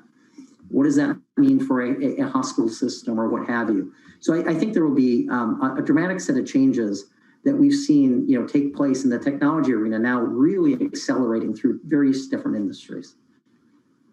It's interesting to hear some of those comparisons between how different sectors are innovating. I guess I wondered if you can draw out any trends that you see sort of by size, by company size. Are smaller companies versus larger companies innovating differently? Yeah, one thing I'd observe, and Reed would love to get your perspective as well, is I actually think that this in many ways benefits both ends of the barbell, so to speak. Larger companies get a lot of advantage because they can take advantage of technologies in ways that others couldn't. They can build a D2C platform. They can do a bunch of things that others couldn't. And so there's a bunch of, you're seeing larger companies, the number one, number two players in their industries, there's a bit of a premium in there, and you're seeing that they're actually able to take off because they take advantage of the benefits of technology. I think you then have the smaller companies that are truly disruptive, truly innovative, attacking, coming up with these things. I think for the broad set of companies in the middle, they're really challenged because they've got these innovative attackers coming after them, and they've got these incumbents who are in many ways, I think, being much more aggressive than they've historically been and trying to take advantage of this technology and capture it. And so what you're seeing across multiple industries is the number one and number two players are gaining share, and then you're seeing these attackers doing really well. And the folks in the middle, those are quite challenged right now. Squeezed in the middle. Reed, what do you think? I was going to suggest something very similar, which is kind of this barbell, because if you have a certain scale and you can invest in the tech, you can refactor, you can do things like, let's be hyperbolic, like Walmart, for example, you can go, okay, there's a lot of stuff we can do to invest to change and have a unique advantage in terms of how we're working in supply chains, how we're working in e-commerce, how we're working in data instrumentation, et cetera. And then on the other side, the smaller companies can draft off things like Shopify or other kinds of new platforms and can adjust to all the technology that the technology providers are building, because they just say, we'll build that into what we're doing. It's usually the harder game will be the mid-sized companies, which have some technology, some of which they've kind of homegrown, or they've deployed something within a personal system as they were trying to internalize their systems, and that those need to adjust. And so, my general suggestion there when I think about technology strategies for companies is, look, if you can't, you should view that technology is not a build once, it's an invest constantly, right? So it's like the myth around technology is you build it and then it just works for the next 10 years. And like actually, in fact, technology is rebuild, right? And so if you can't do that, then go and say, okay, which technology is doing that I can just build upon, right? Whether it's, kind of newer startups, whether it's established companies like Shopify, all those kinds of things is a way of doing it. And obviously Shopify is within e-commerce, but there's things within medicine, there's things within education, there's things within, all of the other, kind of areas. But, to think about, okay, all right, that's the technology that I'm going to use and deploy, because they will continue to rebuild. And even though it's not perfect for me, it can help me, get through this, what is otherwise, stormy waters is probably an under metaphor. Hurricane may be a little too strong at the moment, but somewhere in between. I wondered if you were seeing some companies innovate to make sure they're well placed if or when the pandemic sort of hopefully we move past the pandemic, to make sure that any of the opportunities and the gains from that remain on, and we don't just sort of adjust back and they lose some of that. Well, we're definitely seeing a lot within the technology arena, because that's the natural digital acceleration. Outside of that, I think I think that there are a number of like I think the ones I've particularly seen, Rock probably has a broader landscape of this. The ones that I've seen are the ones that have enough to really engage in the outside of technology companies to engage in technology themselves.